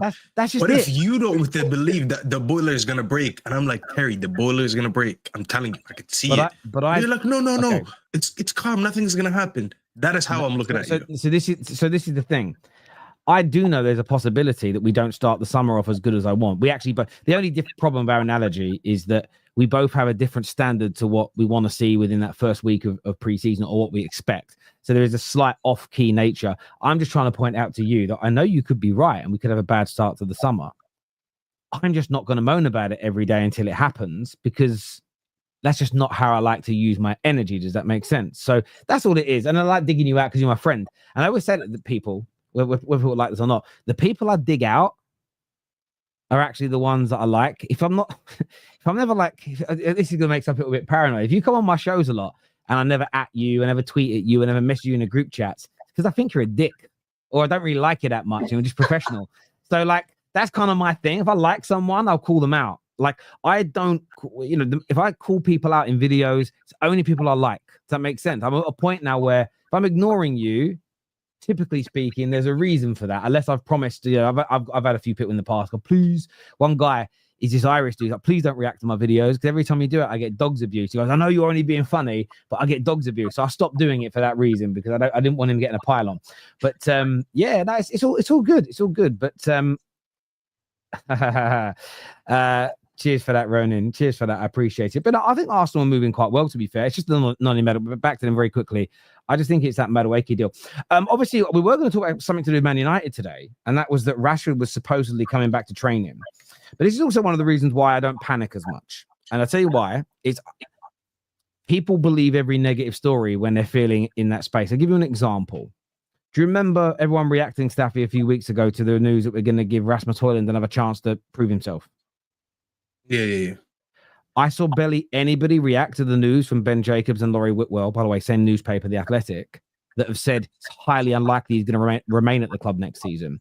And that's my issue with sometimes the negativity. It's never met with the same vim when it's the opposite. And it's I find that a bit jarring, right? So, but there's another report that all the players that the club want to sell are going to be coming back to preseason training was a problem. But it's just been announced by Fabrizio Romano that Rashford, Anthony, Garnacho, Malacia, and Sancho have all informed United they wish to leave. We want them to go as well. And Man United have delayed their return until a much later date in July to allow them more time to explore solutions. So at least, and I agree with you, I want by the end of that first week of preseason, I'd like 3 permanent signings in. I didn't necessarily want all the sales gone because I think you can't always negotiate good deals if you have to rush them through by such an early date in the window. But I am glad to see that those guys are not going to be taking up space in preseason at the very least. What do you make? I know you sent it through in the private chat. What do you make of this update from Fabrizio? Yeah, now people are playing with the word. Oh, is it them saying they want to go, or did the club already told them they're going to get moved on? You're going to get into that stupid debate that I think it's irrelevant. But let's just go by what the report says. They have requested to leave, right? All right. What club did you come in with? Do you have an offer? Do you have someone who wants to buy you? Or are you just coming in telling me, oh, yeah, I want to go, but you have no one who wants you?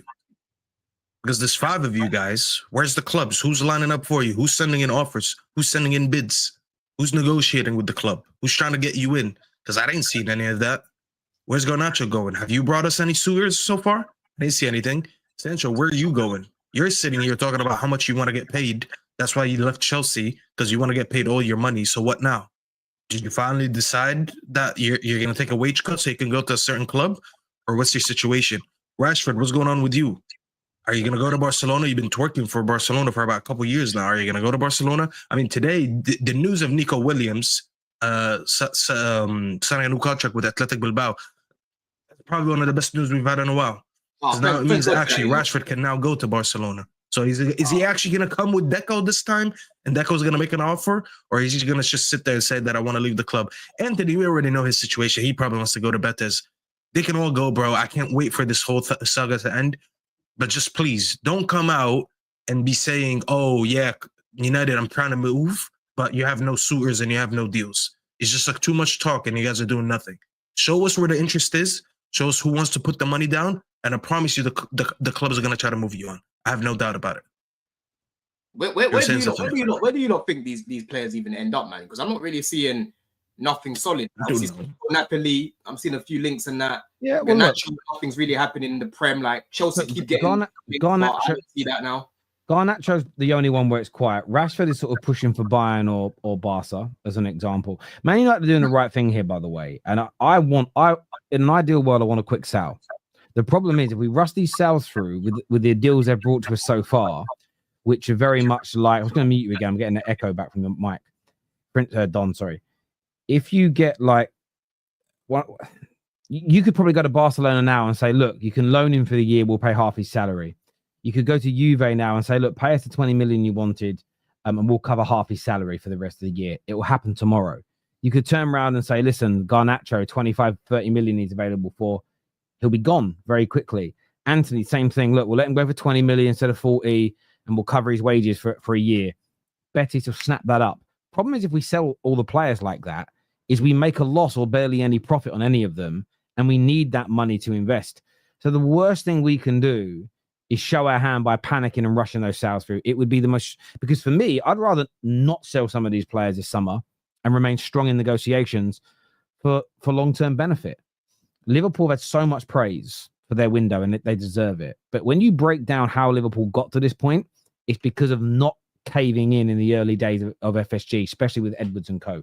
So one, Liverpool actually shut their financial year a month earlier than everybody else. Why? Because they always have so much money left over. Why? Because they sell well and buy cheaply because they negotiate hard and always have done.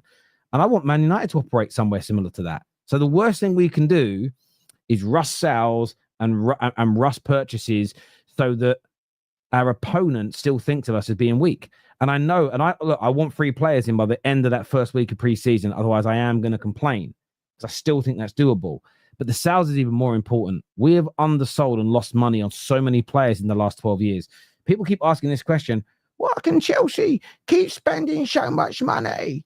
One of the biggest reasons is they've made over £800 million in the last 7 years through sales. United are never going to do that if we let the players dictate to us in the medium to long term.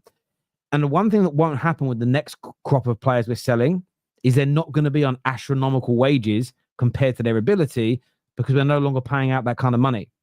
So Garnacho is the only one who's not on astronomical money on 50,000. But there are clubs that are interested. Barcelona, Juventus as examples. There are a number of Italian clubs looking at Rasmus. But the problem is right now, they're trying to treat us how United have been treated for the past 10 years, which is we'll just get a really cheap deal that doesn't cost us much money. What's his name? Mo jumped straight to it when Rasmus was linked to Inter and did the whole, we'll get him on a free loan where you're paying all these wages, so it's no risk. The problem is that's how we're viewed in football. We'll get a low risk option from United because they'll bottle it. I would rather not. I'd rather not sell them and not be able to buy other players, but be seen as good, strong in our convictions. I'd rather that for the medium to long term growth of the club, because I do believe this in life. If you're strong in negotiations, if the offices at Man United are clean and tidy, if the food they make in the canteen, not that it's free anymore, but is well cooked and it's warm and it's prepared properly, the place is clean and tidy, if every department is as efficient as it can be, there's a much bigger chance the football team performs well, because it sets a standard throughout the whole organization. And for me, I want every single department to be run well. The issue that you've got is there needs to be sacrifice. And I would rather sacrifice some of these boys not going just to give them away for free to other clubs. Because financially, by the way, if you give Garnacho and Sancho and these guys away for nothing, you can't spend the money anyway. So it's nonsensical to do it. You damage future negotiations and you don't have any money anyway. So like, I want to see them happen. I want to see I love this news that's come out from Fabrizio. It's the right thing for us to do. I wasn't angry about them coming back to training, because Chris Wheeler said today Rashford's prepared to come back and work hard and train until he finds a move. That's fine. That's great. But I still rather him not be there. So for me, yeah, happy days with this. Happy days. But Staffy, I wanted to ask you, because I know all week you've been getting on at me, and you wanted to ask me about my standards for what a good summer looks like. And I want to hear yours as well. But go on, say what you got to say, because I want everyone to know. What do you mean? Well, you've been telling me all week that you want to have a pop at me. So, oh no, I don't have questions. We've just been talking, and I'm not gonna lie, I was just doing a Terry special. Sometimes you like to get us to give you statements on what we think exactly what's gonna happen and a prediction, stuff like that. And I just wanted to know what you think, because we've been sitting here talking about July. I know there was no deals that are gonna happen as soon as July hits, because we didn't have anything that was close to here we go. So I'm not surprised on July 4th. We have no here we goes that are potentially going to hit at any time, because we are not close to selling Garnacho. We're not close to selling Rashford. We're not close to selling Anthony. Probably the closest, funny enough, that we're going to sell is Sancho, because the rumors are that he's willing to take a wage cut to go to Juventus. I'm not happy with the summer. I'm just going to tell you this from right now. I'm not happy with the summer. It was just so obvious that I think we're going to have a poor summer again. The players are reporting back in 3 days. They're going to start getting pretty ready for preseason. In about 20 days or so, we're going to be playing our preseason games in the United States. We only have one signing in, and Buemo's not in yet. We're doing all that off of our worst season ever, 15th in the Premier League. So 15th, and we're doing business slower than everyone around us, when we should be doing double the work that everyone else is doing, so we can just try to catch up to them. I think the summer has been a complete failure already, and I'm not going to lie, as it looks, we're just going to be in for another poor start of the season. And we know what happens when United start seasons poor. They end up having poor seasons. Now, with that being said, that's basically everything I feel. You've spoken about criticizing the club if in the first week of preseason, 3 signings not in. I need you to clarify a little bit, because what is the first week of preseason? Is it the first week of officially July? Is it officially the first week when the players go back for training and they regroup? Or is it exactly from the first kickoff of our first preseason game? Because some of us look at preseason a little bit different. I want your statement so we know how to move forward. I look at it, well, there's only one way of looking at preseason. Don't laugh, though. There's only one way to look at preseason, and that's from the day that the players return to training. So in 3 days. Yes. You know, it's so funny hearing you lot talking about the players coming back, because we've been non-stop. We've been playing still. Chelsea have been playing still, bro. I even forgot that. So I can understand needing clarity if we were in Chelsea's situation. But for me, the first week is the end of the first week. So by the time we're starting that second week, so the 14th of July, by then, at that date at the latest, I want to see 3 new signings. Why? First week of preseason is predominantly running and fitness training as opposed to tactics. And everybody kind of knows fitness tests, checking this, checking weight, etc. So these players could start that at one club, do something at home. It's not going to ruin your season. It's the second week when more work around the tactics, the systems start. And I've said all along, and I haven't changed my stance on this. I think I said it as far back as March on the United Stand as well, the biggest Man United platform in the world. I'd like 3. 4 would have been beyond brilliant, but at least 3 new players. Right now, it looks like we'll have 2, because I do think Mbeumo is very, very close to happening. I think everybody knows that.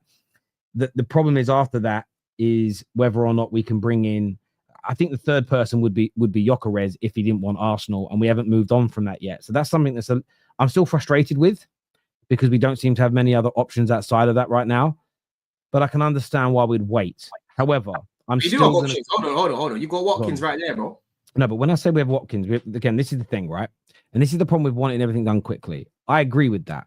And I still want my standard of 3 players. But if I was to ask you this question now, this is about us being grown-ups.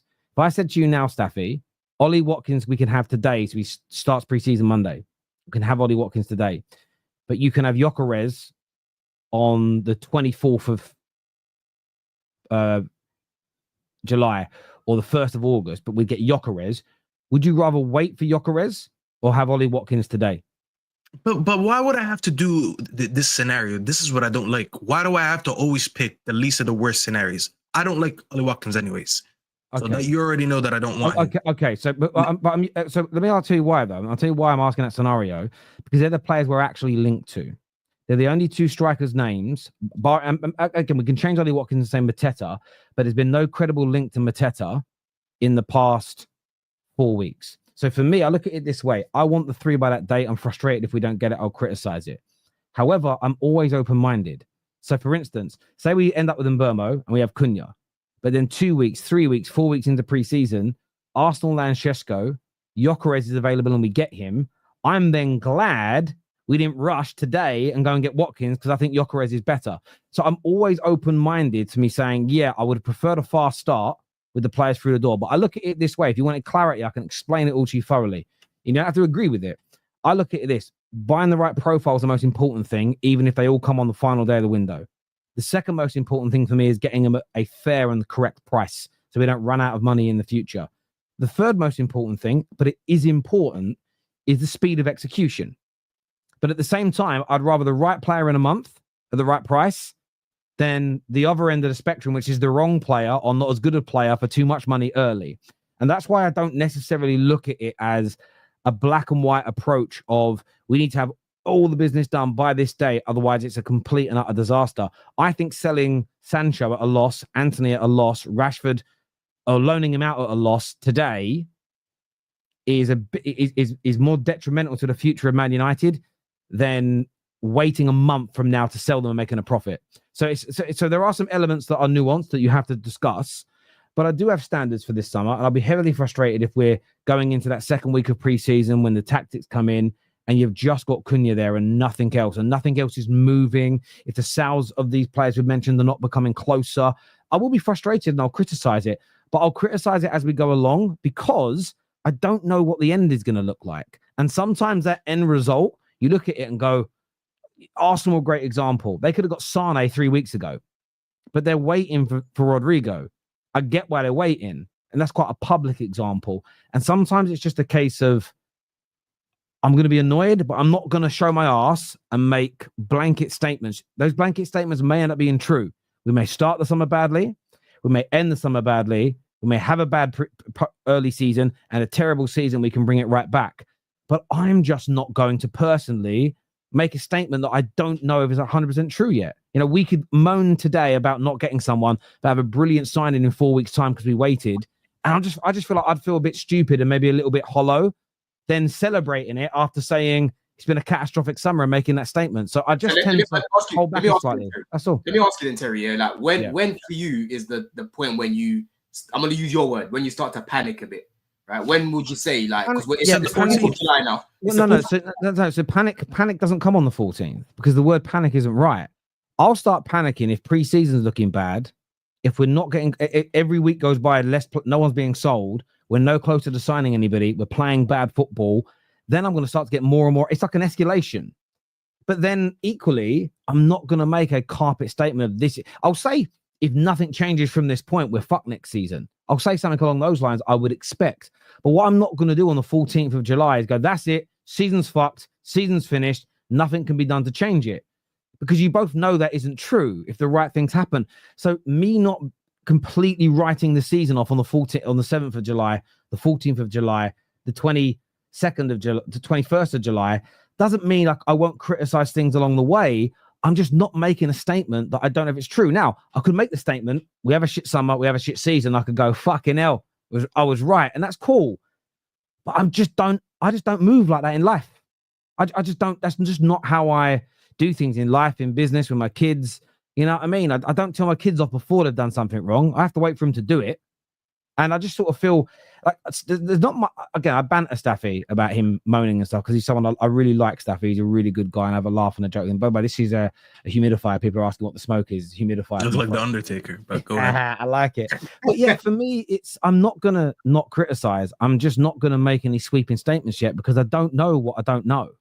That's all it really is for me. I think there's two things here. I think Terry's still trying to work out what Ineos are like, and he's hoping as a fan, because we all hope as fans that the club are going to move correct. That's how I'm kind of sensing it from Terry. Whereas Staffy is more on the skeptical side of Ineos because of the mistakes that he's already seen them make. So you both of you are fair in what you're saying, but you're coming to a different outcome because you feel you're feeling different. You're feeling indifferent about Ineos. Like, for example, let's say you had, I don't know, Man City's board, yeah, or Liverpool's board, that we know these guys move serious and they get things wrapped up. I think you guys would be on the same page about things. I don't think you'd be panicking as much. But right now, you're in a zone where it's like Ineos have only been here for what, a year now. They've only had that obviously last summer, but you're still trying to work them out. So I get that. And the thing is, I didn't even think I don't actually think player-wise we had a bad summer last year. There was a profile of midfielder we didn't buy that I agree with Staffy on. I actually still think Ugarte will have a very important role within this squad. Again, me and Staffy actually don't disagree on a lot of things. It's just we view them from different angles. So I'm not angry we bought Ugarte. I'm angry that we didn't buy somebody else alongside him. That's kind of how I view it, because I think a player like him is important in Premier League football to have. But I do agree, like even Ineos, it was very well documented that most of the guys making decisions weren't even fully under the table at this time last season. So there was this overlap that was awful, and it was a poor year. So I do agree. And this here from Joe, and I always take the criticisms as Terry grow a pair for once. Doesn't mean you've got a big pair of bollocks just because you shout your mouth off and always making big statements. That's not. I'll tell you this now: being negative and being wrong versus being positive and being wrong, you need a lot more balls to be positive. When you're negative, you get a lot of crap. But then if you're wrong, you get to join the party. How do I know this?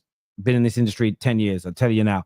If Staffy says at the beginning of the season, we're going to have the worst season imaginable, and we end up winning the league, Staffy is there on the last day of the season joining in with the rest of us partying. If I say I think we can finish 8th and we end up coming 12th, I'll never live it down. You'll just get abused every single day. So you want to talk about having balls? I think it takes balls to give opinions irrespective. But for me, when I'm not convinced about something, this is the thing. For me to make a statement that by the 14th of July, our season's over if we haven't done all the things I want on that exact date, that's a statement that I would be lying to you to give. So you might look at it and go, Terry's brave, he's got balls saying the season's over, but I'd be lying because I don't know at that point.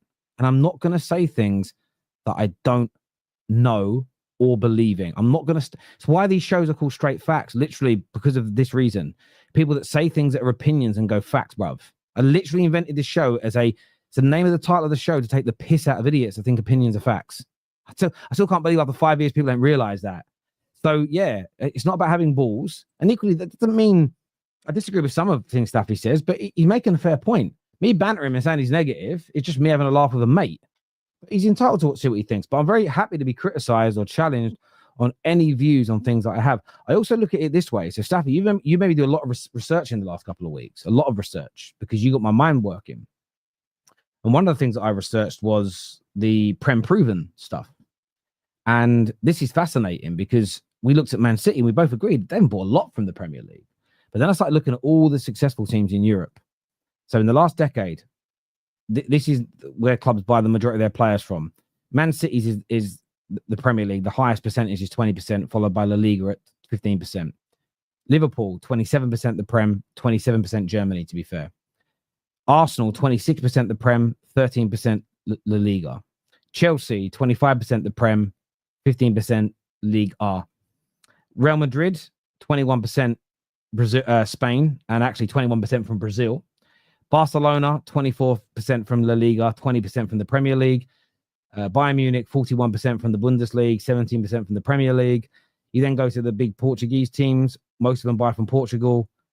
And so on and so forth. The highest percentage of nearly every successful club across every country, major league in Europe of the last decade, predominantly their biggest percentage of buyers is from there. Interestingly, their second and third biggest are nearly always the top 3 leagues in England. It's nearly always England, La Liga, and Germany, no matter what league they're in. Interestingly, Man United, the only team with Serie A and the Eredivisie in its top 3. And we're the only one in that whole period that hasn't been at least been in the league title race. So it's one of those things where I do think it holds water that Prem proven or La Liga proven if you're in Spain or Bundesliga proven holds water. Equally, where I agree with you is that you don't have to buy every player from those leagues. I think that's right. But the one thing that's interesting is both the 2 teams that won the league in the last decade, barring Leicester, all 3 of their top 3 leagues they buy from is their own league, the Prem, La Liga, and the Bundesliga. There's something in the fact they're buying most players from the best 3 leagues, the strongest 3 leagues in Europe. You compare it to Man United, who are buying from Italy first, then the Eredivisie, then the Premier League. It's crazy. Like, I think there's holds facts in that. And the other thing that I looked into was about the amount of transfers that are actually done at this stage of a transfer window. And it's crazy. Like, still at this stage, 28 days into a window, if we're including that opening 10-day period, you're still only looking at, on average, of 1.5 out of 5 transfers being completed at this stage. And I do get your point that United maybe need to work faster because we've got to catch people up. The problem is when you look at those numbers, that average is from 2003 until now. And rarely does that average go up by any in particular club this early on in the window. And I do want to see it improve. At the same time, what I'm not going to do is set a standard that is well and far above the typical the typical incomes for this stage of a transfer window, including teams like Man City and Liverpool that are seen as very well run and operate correctly. So I will always criticize where I think it's due, but at the same time, I don't want to set unrealistic expectations as my standards that I know are not going to be achieved. I'm not suggesting you're doing that. I just went and did some research off things that you said, especially when it comes to like the buy and Prem proven thing, because I always felt that was real. And I think the evidence suggests that there's something in it. But yeah, for me, I'm going to wait until that first week of preseason before I start to really judge the summer. But then I'm still going to be open-minded. Okay. Do you think we're going to have our signings before that 1 week, those 3 signings? Right now, my gut says no. I think we'll have 2. So again, when we say those signings, well, I'll be very fair because I'm not going to move the goalposts. We might pivot and go and get a goalie or like a backup defender. That isn't I won't go see got 3 Staffy, R1. I won't do that. I'm looking at 2 10s and a striker. If we pivoted from the striker and went and bought Belieber or a brilliant like first team defender or midfielder, then I would say yes, we've got 3 in. But if we sort of pivoted from this and went and got Martinez for 20 million quid, I wouldn't look at that and be like, well, that's my 3. I'm really looking at 3 outfield players that move the needle for us. Right now, I don't think it's going to happen. But again, because I don't think it's going to happen, I'll say that. I'm very happy to. I've said it on another stream earlier on this week on the United Stand. But what I'm not going to do until that point is start slagging off Ineos because they haven't not achieved it yet. Does that make sense? I can't have a go at someone for not doing something before a deadline, especially if I've got no insight. So I'm not in the negotiation rooms. Does that make sense? So it's like the Mbermo news. There's a few people today that have sort of said that, there's a few rumors today that Arsenal haven't announced Zubimendi today because of what happened with Jota yesterday. And it's almost like clubs are trying to keep things as low profile as possible. There's all sorts of rumors why things have slowed down a bit in the last day or so. I'm not going to say it's that, but who knows? United could have one deal and then another one come out very quickly. So that's why I'm just not going to show my ass, call Ineos idiots, and then they deliver what I want anyway. And I'm left there going, oh, that was a silly thing to say. That's all it is for me, bruv. I just think naturally people want things done a bit quicker, innit? Like when you're seeing how we literally got Pedro done in the space of a few days, bro, it was mad. You know what I'm saying? So when Staffy's looking at things like that, it's like, bro, Cunha's literally told United, I want to go to United. He's fucked off Spurs. He's fucked off Newcastle. Cool, you don't want to be overpaying for these players, but like that's what I mean. Like, how much negotiating are you doing? It's the same energy I had with Caicedo. Remember when I was telling you about Caicedo and I was criticizing how long it was taking? I'm like, what are you guys? What are you talking about? What is this talk about for this long? You know what I mean? Like, so that's what I'm kind of looking at as well, man. I think it's just taking a little bit too long. I get that, but even with your Pedro deal, see, I don't use that as a total barometer because you guys, one, he was very willing to go to Newcastle. If Mbeumo was willing to join Spurs, I think it would have been done weeks ago. Equally, you guys also wanted him to join up for because he's now registered to play. You guys wanted him as an additional attacker for the Club World Cup. I think he said he only wanted Chelsea. Okay, okay, but you guys moved, but Newcastle were pursuing him, right? And he was open until you guys got involved. He was. What I'm saying is, if you guys would have just said, "Oh, we'll come back to that later in the summer. We're going to focus on the Club World Cup," he'd have probably become a Newcastle player. So you had to show the intent. Plus, you wanted him to come to the Club World Cup. If Man United were at the Club World Cup, do I think we'd have got a deal or two done earlier in this window? Yes, I think we'd have got the players in for that tournament. So that's the only thing where I'll defend the club regardless is the Club World Cup it's kind of broken the mold a little bit this year because clubs have pushed deals through. And even with Liverpool, both Gyokeres and Wirtz were wanted by teams that were there. And Liverpool themselves have said they were kind of forced into negotiating those deals earlier in the window than they wanted. But I do want to see it faster. I do want to see it faster. At the end of the day, if Mbeumo was announced last week before, or today, that makes no difference for pre-season, and I've set my standard for what I want in pre-season. But equally, where Staffy's right, if we get into the second, third games, and we haven't, with no one new's coming in, no one new is leaving, I'll complain. I'll agree it's awful, and I'll say right now this is terrible. 100%, I'll do it. I won't just. I think there's enough indications so far to show that this summer won't go as good as we wanted it to be, unfortunately. Because I feel like we wasted so much time. I thought we lost a lot of valuable time in June with 1 incoming and 0 outgoings.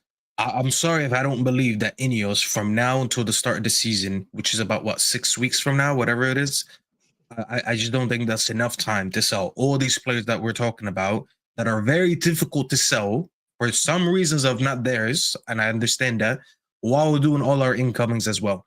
It's not me trying to predict the negativity already. I don't actually like when people do that. I feel like more people, honestly, they try to bet on the losing ticket and say, see, I told you so. I don't even try to do that. I just think so far, from the track record Ineos have shown us from last year to now, with the state that the squad is in right now and the time that we have left, I just think it's going to take a very, very, very, very good effort from them to get, I wouldn't even say everything right, but like 80% of everything right on time. And I don't think it's going to happen. I don't think they've shown me any signs of confidence from last summer to January until this summer to believe that they could do it. They've done way more mistakes than goods since they come in. So that's where, I just don't trust them. So that's where, like, you get comments like this, and Terry's been kicking the Ineos underperforming down the road every window. But this isn't true, because I was one of very few Man United fans to actually stand up and say it was a mistake to keep Ten Hag, and was criticized by people for it. I criticized the club for hiring Dan Ashworth, then finding out they didn't need him. I criticized the club for not buying more in January. I criticized the club for not bringing in a new manager last summer. And that's Ineos. So this isn't true. This is a lie. What I have said is I wasn't that disappointed with the players we bought last year. And the majority performed quite well in the season. And I still think Xerxes would have got better and better if he hadn't got that injury. So I'm fair on these things, you know. And there's a comment that came in here that said, like, Staffy has standards. And it's a great point. But this is also what we have to remember in this is a conversation for grown-ups. And this is why I'm not saying this is Staffy. It's why a lot of people don't ever want to actually expose what their standards look like on granular level. Like, I have just explained what I expect. Put it out there now. I can't get away from it. Me and Staffy, though, both may view it as what I would constitute a good summer, and he may constitute a good summer as being different. So the argument isn't it's a good summer or a bad summer. It has to be, well, what do you see as a good summer?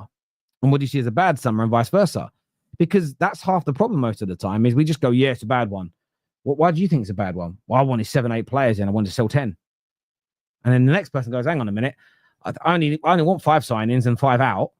Suddenly, well, you're both saying it's bad, but the one with 5 and 5 is a lot more attainable than the other one. So how bad is it? You've got to discuss your standards as in terms of what you expect. But a lot of people don't like exposing them, because when they expose them, sometimes they're just moaning for moaning's sake. They don't have any standards, so they can't back up with words. The second reason they don't like exposing them is if they say what the standards are and they happen, they then can't moan.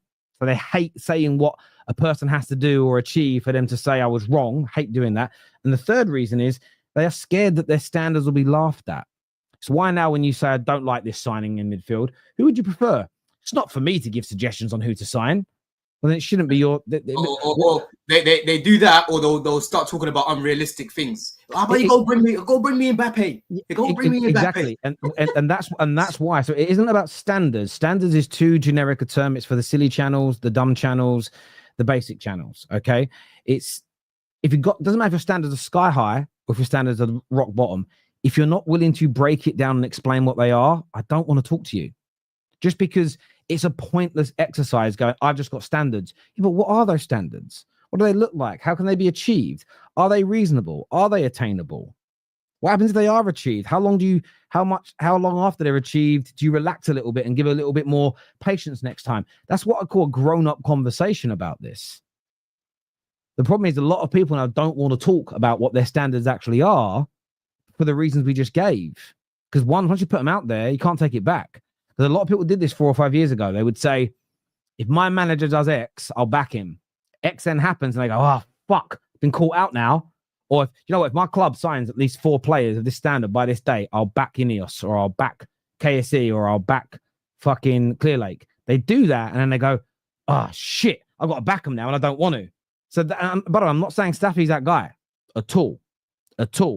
But yeah, it's not about having standards or not. I've got standards. I think 3 needle-moving first-team signings within the first week of pre-season is quite a high standard. Why? Because most top clubs don't do that. Equally, selling players, over 70% of club sales happen in the last 4 weeks of the transfer window. 60% of their major signings over of £20 million and above happen in the last 4 to 5 weeks of the transfer window. So why am I going to set a standard on us getting rid of 80, 90% of those players by a period that never happens in transfer window history? That for me is, again, maybe you think it's realistic until you do the research and you go, actually, that's a silly standard. The same as stating that buying Prem proven players is ridiculous. I now know that's not the right statement. All the most successful teams in England have consistently bought players from their league as their primary source of new players. And the second and third sources are then the next 2 strongest leagues in Europe, which then means 60 to 70% of their squads are made up from the best players possible from the best leagues in Europe. No wonder they're all fucking winning everything. Do you know what I'm saying? But again, that's what research should do, to change your mind. If it doesn't, and you dig your heels in, again, I'm going to start to think you've got an agenda as opposed to wanting to have a real conversation. If your mind can't be changed, by facts, I think you've got a problem. So yeah, I've got standards. You do have a problem, but I think we should talk about a club that's actually got a game tonight. You know what I'm saying? A club that's actually, made some real business. And I've been sitting here patiently waiting. I've been seeing you lot going back and forth. I just think you're going to get on against Palmeiras. Bro, it's a funny game. It's a funny game, man, because Caicedo is suspended for the game. You've also got Lavia at the minute. There's a few rumors that he's not fit, so he might not be starting. Wait, why is he suspended? The yellow cards. Oh, the yellow cards, bro. Yeah. Can I ask a question? Can I ask a real question to Staffy quickly? Do you think when Don says it's looking like a real interesting game, he means I'm really nervous about this one? God knows what this guy means, bro. Let him give us his monologue, and then we'll ask him questions. It can be scary. The reason why I'm saying interesting is because it can be scary, bro. Because you lot know how Maresca fucks about at times by starting Reece in midfield. I don't want to be seeing that later, bro. Right? You've got Asugo there, you've got Santos there. The other day he came out saying he sees Santos more as a replacement for Enzo, backup for Enzo. Cool. Asugo, he's been brought in as cover for Caicedo, so he needs to start in that middle. I don't want to see an imbalanced midfield because the last team we lost to was ironically were Brazilians, and they pressed the fuck out of us, bro. Yeah, the team was not looking steady. The team wasn't looking right that day. You know what I mean? So you can't fuck about, right? They've got a few players out at the minute. I think both their centre backs are injured. It's going to be weird as well because Esteval's played in the game, right? But when I'm looking at our attack right now, we're scoring a lot of goals in the competition. We're creating a lot of chances. We've created the most chances in there. So I'm expecting us to win, even without Caicedo. Even if Lavia doesn't start, we've still got very, very good players, though, bro. Sugo and Santos, I can't complain with the backup that we've got there. You know what I'm saying? But it'll just be very interesting to see how Maresca sets up the team. I just can't be seeing Reece starting in midfield. Please don't do that. Please don't do that, man. I mean, losing Caicedo is going to be a big thing for you guys. I don't think you need to worry about Palmeiras too much. I've watched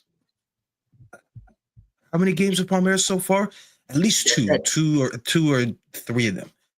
I've watched a lot of their games. I think you have enough to beat them. I watched you guys last week. Funny enough, it's in the same stadium again, so I might actually go. But I'll think about that. You might as well pass through, bro. Do you need a ticket? It's a 9. You need a ticket. You can pay on the door, bruv. You can pay at the door. Of course you can. You can turn up. You can turn up. You can turn up at half time and you'll get in. Like it's. Can you actually pay at the door? I don't think you pay at the door. I'm just saying. I'm looking at the tickets right now. There's still tickets. If you need a ticket, shout me. I'll put you on. I know. Bro, trust me. What I just saw right now, I don't need no help because these tickets are way cheap. Bruv, too cheap right now. Right now, it's buy one get 10 free, bruv. Do you know what I mean? Bro, I'm not gonna lie. It's kind of shocking what I'm seeing. Here is mocking it, bro. No, but it'll be interesting though because obviously Pedro's here now. He's been training. He's looking quite sharp in training. He's obviously just come back from holiday, so he still needs to get his fitness back and that. Let's see if he gets any minutes, man. But I don't know what you guys think about the signing. For me, I think he's a very good player. He can comfortably play in various positions. I've said many times I want specialists going forward, but someone like João Pedro, I fuck with the guy, bro. You know what I mean? Put him anywhere, bro. Put him on the left, put him down the middle to link up play, put him centrally. He just gets the game. His IQ so high, so I've got no problems with him.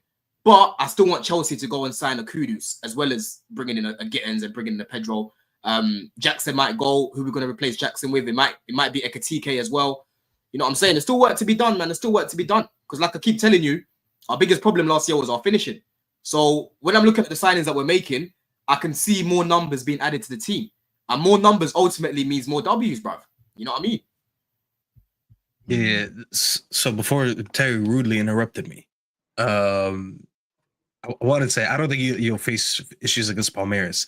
I'm actually looking ahead of this game. I think this game is going to be fun with you guys. The only thing I'm interested to watch is the dynamic, considering that Estevao, who's a Chelsea player, is actually playing against Chelsea, which could be potentially his last game before he joins Chelsea if he loses. So his last game before joining Chelsea could be against Chelsea. I think it's fascinating. It's mad, isn't it? I don't think today is where he struggled. I think you guys will cruise this even without Caicedo. I've watched you guys that last game against the Tunisian team. Well, it wasn't your last game, but the last game I was there. You guys just dominated the ball. I look at the Palmeiras' physical levels; they're not going to keep up with you. My prediction, though, is that you guys will struggle in a game, and it's just not this one. It's when, and I'm not saying if because I think they'll be there, is when you face El Hilal. I watched El Hilal go blow for blow for 120 minutes versus Man City. How do you know they're going to go through? It might be another Brazilian. We might be playing Silva this time. I think they're beating Fluminense. That's what I'm saying. I'm not saying if. That's my prediction. I'm putting my balls on the line. That's fine. Go. I like that. I think El Hilal are going to be Palmeiras. I think you guys are going to find it easy to. El Hilal are going to beat Fluminense. I think you guys are going to easily beat Palmeiras. I don't expect you to struggle. I'm just excited to watch Estevao, and especially Richard Rios. I feel like no one talks about him enough because the whole Estevao hype over there. I think Richard Rios has probably been the best player for them this tournament. However, back to my point, my prediction is that you will struggle against El Hilal. I'm not saying you will lose, but I think when I say struggle, I kind of mean like they'll give you a game. So I'm not saying you're going to play bad, you're going to lose. I don't think you guys could do it. I think Terry, you can do that all you want. I watched 120 minutes of El Hilal versus Manchester City. I'm not joking with you when I say this. Wallahi, I mean it when I say El Hilal, they play with Premier League type of physicality levels. So, in the Premier League where a team could be much more dominant than the other team, but they can keep with them physically, they can play well on the counter, they can win. I looked at El Hilal versus City, and I swear to God, I saw I'd say a little bit of a mid-table Premier League type of team in them.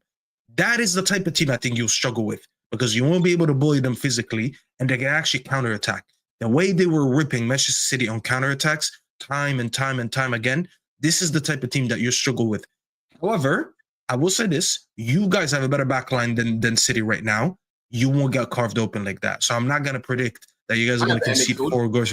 You actually, structurally, you guys don't allow that amount of counters to come at you. So that's a City thing. Yeah, no, but if I'm predicting one team to give you trouble and that side of the bracket, it's El Hilal. No, 100%. I watched that game as well. I fell asleep when it was the same 2-2. Manila, by the way, that Lawless told us has no chance against City, and look at us now. Bro, Nice. I watched the game. I wish Lawless was here.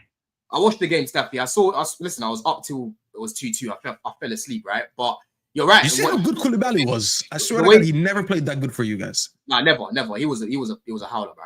But yeah, listen, you're right. Like on the transition, they look quite dangerous. They've got players that, you know, after leaving Europe, could have gone to another European top club, but they went to Saudi obviously for the bag and that. So I'm not going to take them lightly if we do go through and we play them, right? But when you talk about defensively or structure right now, especially with the likes of Lavia and Caicedo in the team, bro, the way we counter press Staffy is fucked. We win the ball back quick, multiple times in the game as well. You know what I mean? And when you go look at the physicality in Chelsea's team right now, it's actually gone up a level because you've got the likes of Delap there. Even João Pedro adds more physicality. Obviously, Reece, you bring Caicedo and Lavia in the midfield. You bring Osugo off the bench, Santos off the bench. We're actually a more physical team than what we was last season. You know what I'm saying? So yes, there won't be an easy game, but I trust my team right now. I've got that belief in my team right now because I'm seeing Maresca making good decisions more than bad decisions, and the players are actually playing well at the minute. You know what I mean? That's how I'm looking at things. Madueke is like one of the few that are off form, but most of the team's on form right now, man. Is what's his name gonna get any minutes? João Pedro. He should do. Your manager, I think your manager alluded to him maybe getting some minutes. Joshua Jack here said, crazier contest, eat hot dogs or chasing cheese hill. Chasing the cheese. So there's a thing in England where big blocks of cheese get rolled down the hill and you got to chase it. It's dangerous, man. Like it's a big steep hill. It's a very English thing. I don't do it. It's a bit middle class. I think that's crazier than the other one. Yeah, easy contest. I'll get in that contest, no problem. But chasing cheese, nah. This here says that never said we didn't need a midfielder. Just said ours is better than yours. About Chelsea, we have dominated your midfield in every game versus you all for time now. Is what that's just a lie, though. That's just a lie, man. Like it's a lie. You know what I mean? Like, please let's not start this Chelsea. I don't even want to go through that, but yeah, your club's clearly viewing your team like the way I am because you're bringing in an attacking midfielder. Earlier super chat is potentially correct. They might not have enough evidence to convict Thomas Partey, and they only bring it now because he could leave the UK. Probably why the investigation has taken so long. Fair point. You know that meme when two dogs bark at each other through a window. Once it's open, they're quiet. Or he said, me and Staffy aren't like that. Dubes, I was saying that because I was listening to you. There was no point of me going back at what you're saying because you're just trying to explain what you're talking about. Exactly. And I never started this. I never said I'm going to start arguing with Terry about this. He already knows what I think. I've already said what I think. There's no point of me going once again saying, no, I don't agree with you. This is going to happen. See, I'd rather his statement so we can have it on the show so we can revisit it. So when it doesn't happen, I can be like, oh, remember on July 4th when he said this, and that. I'll let you say everything. Not every conversation needs to be challenged. And then again, we get to the 21st of July and I'm still sitting here. This comment here says it. It goes, Staffy, what does it say? Question for Staffy, hand on heart. Do you think Terry is going to criticize Ineos when the time comes and they don't deliver? I love the super chat. It's such a great question. Yes and no. I feel like Terry, you know what it is? Terry is so good at masking things in a certain way where like he'll send a message, but he'll try to do it in the most unbiased, most professional, down the middle way. And I don't care. That's just who Terry is. That's what his channel has been about. He's always been that type. I don't care. Equally, I like to do the opposite. I like to speak a little bit more aggressively as a fan. So is Terry going to criticize them? I feel like Terry's going to do it in a way where like, yeah, I'm really not happy with XYZ, but then also I have to factor in that this happened and that happened. So yeah, I guess you could say he will do it, but will he do it in a way where people are going to look at it and he's going to be like, oh, look, Terry's very unpleased with Ineos and he's calling him out. I don't think he's going to do that. I don't think that's who Terry is. Am I going to make a sweeping statement that this is it? United have finished forever.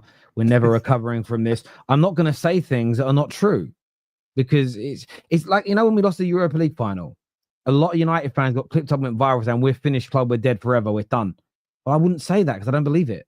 Even though we were awful, I still don't believe we're done forever. I'm just not going to say things I don't believe, but I will criticize the club for not doing well. Back to what I said about my logic. It says, by that logic, you'll never criticize Ineos because as fans, we never know the ins and outs. See, now what you're doing, no, that's being pedantic because you can still criticize. My point is this: what I will not do at any level is by and large make sweeping statements that I don't believe are true. So one massive statement I made, people also say I'm always up the owners club. Find me another YouTuber with my prominence who is calling for a nationwide boycotting financially the football club, considering I'm always up the owner's ass. But one thing I said that was a statement, but I didn't make it on year one. I made it about 15 years in, is that if we don't get new people running the club and we don't change our ways under the Glazers, we will never, ever mount a title race ever again. And I stand by that. But it wasn't after one bad year with the Glazers. It was multiple when there was a body of work and evidence to make an educated prediction that would happen. I see people lose a game and they go, that's it, this manager can never recover from this. There's no evidence to back that up. Equally, what Staffy has said is he doesn't see any indicators that this summer's going to be good. I didn't challenge him overly because that's how he views it. That's fine. What he hasn't said is we're never going to have a good summer ever again. We're never going to get back to the top. We're never going to be a decent team again, because that's a ridiculous statement because there's no evidence of that unless he can provide the evidence. So no, it's not that I can never criticize them, because if that was true, I wouldn't have criticized them for the Dan Ashworth stuff, the Ten Hag stuff, selling the wrong players. If I didn't ever criticize them, I wouldn't have criticized them for that. And by the way, I criticized them for keeping Ten Hag. Didn't know all the ins and outs. I still criticize them. What I'm saying is this: I won't go in on the 14th of July and go, it's a disgrace we haven't got a new striker.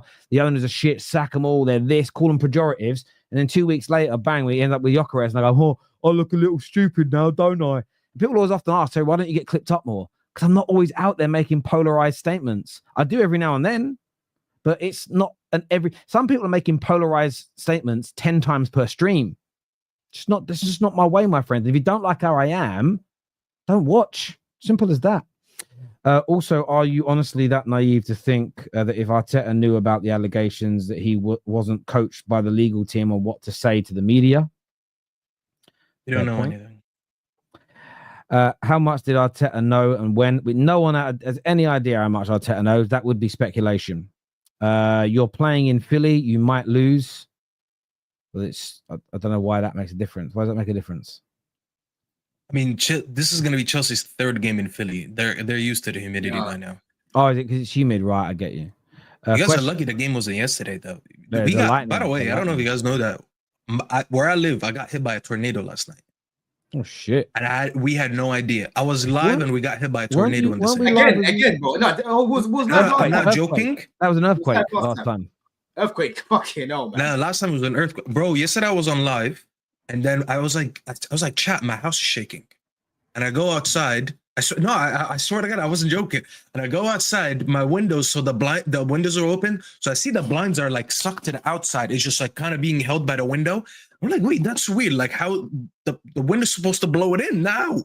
I close all the windows, and I swear to God, I just heard a hailstorm or something. So what's going on? All my friends, my neighbors, even my parents, bro, they all sent me pictures. Trees have fallen over the place. My parents don't even have electricity. Like the whole area just lost electricity. I survived that. I didn't even know that. I'm live talking about Diogo Jota, and there's a tornado outside. I have no idea. And I'm not gonna lie, for a second, I was like, bro, this day's been so shit. If I die right now, I wouldn't even be surprised no more. There's just something bad was gonna happen. And yeah, it ended up being a tornado. If I showed the pictures, you'd be amazed. You'd be like, no way. I just got a vision in my head, Staffy. You know that film Up? You know when the guy's house goes up. Like I'm flying. Bro, I'm telling you, my house was shaking. I was like, wait, what's going on? And it was like a tornado that just passed by. Like it took about like almost 30 minutes. Staffy wakes up in the fucking land of Oz. Just like, oh shit. There's no place. Bro, you're joking. I swear to God, you know what I did? I actually opened the window. I wanted to make sure my car's still outside. Because I didn't know what was happening. That makes sense. Everyone has it backwards.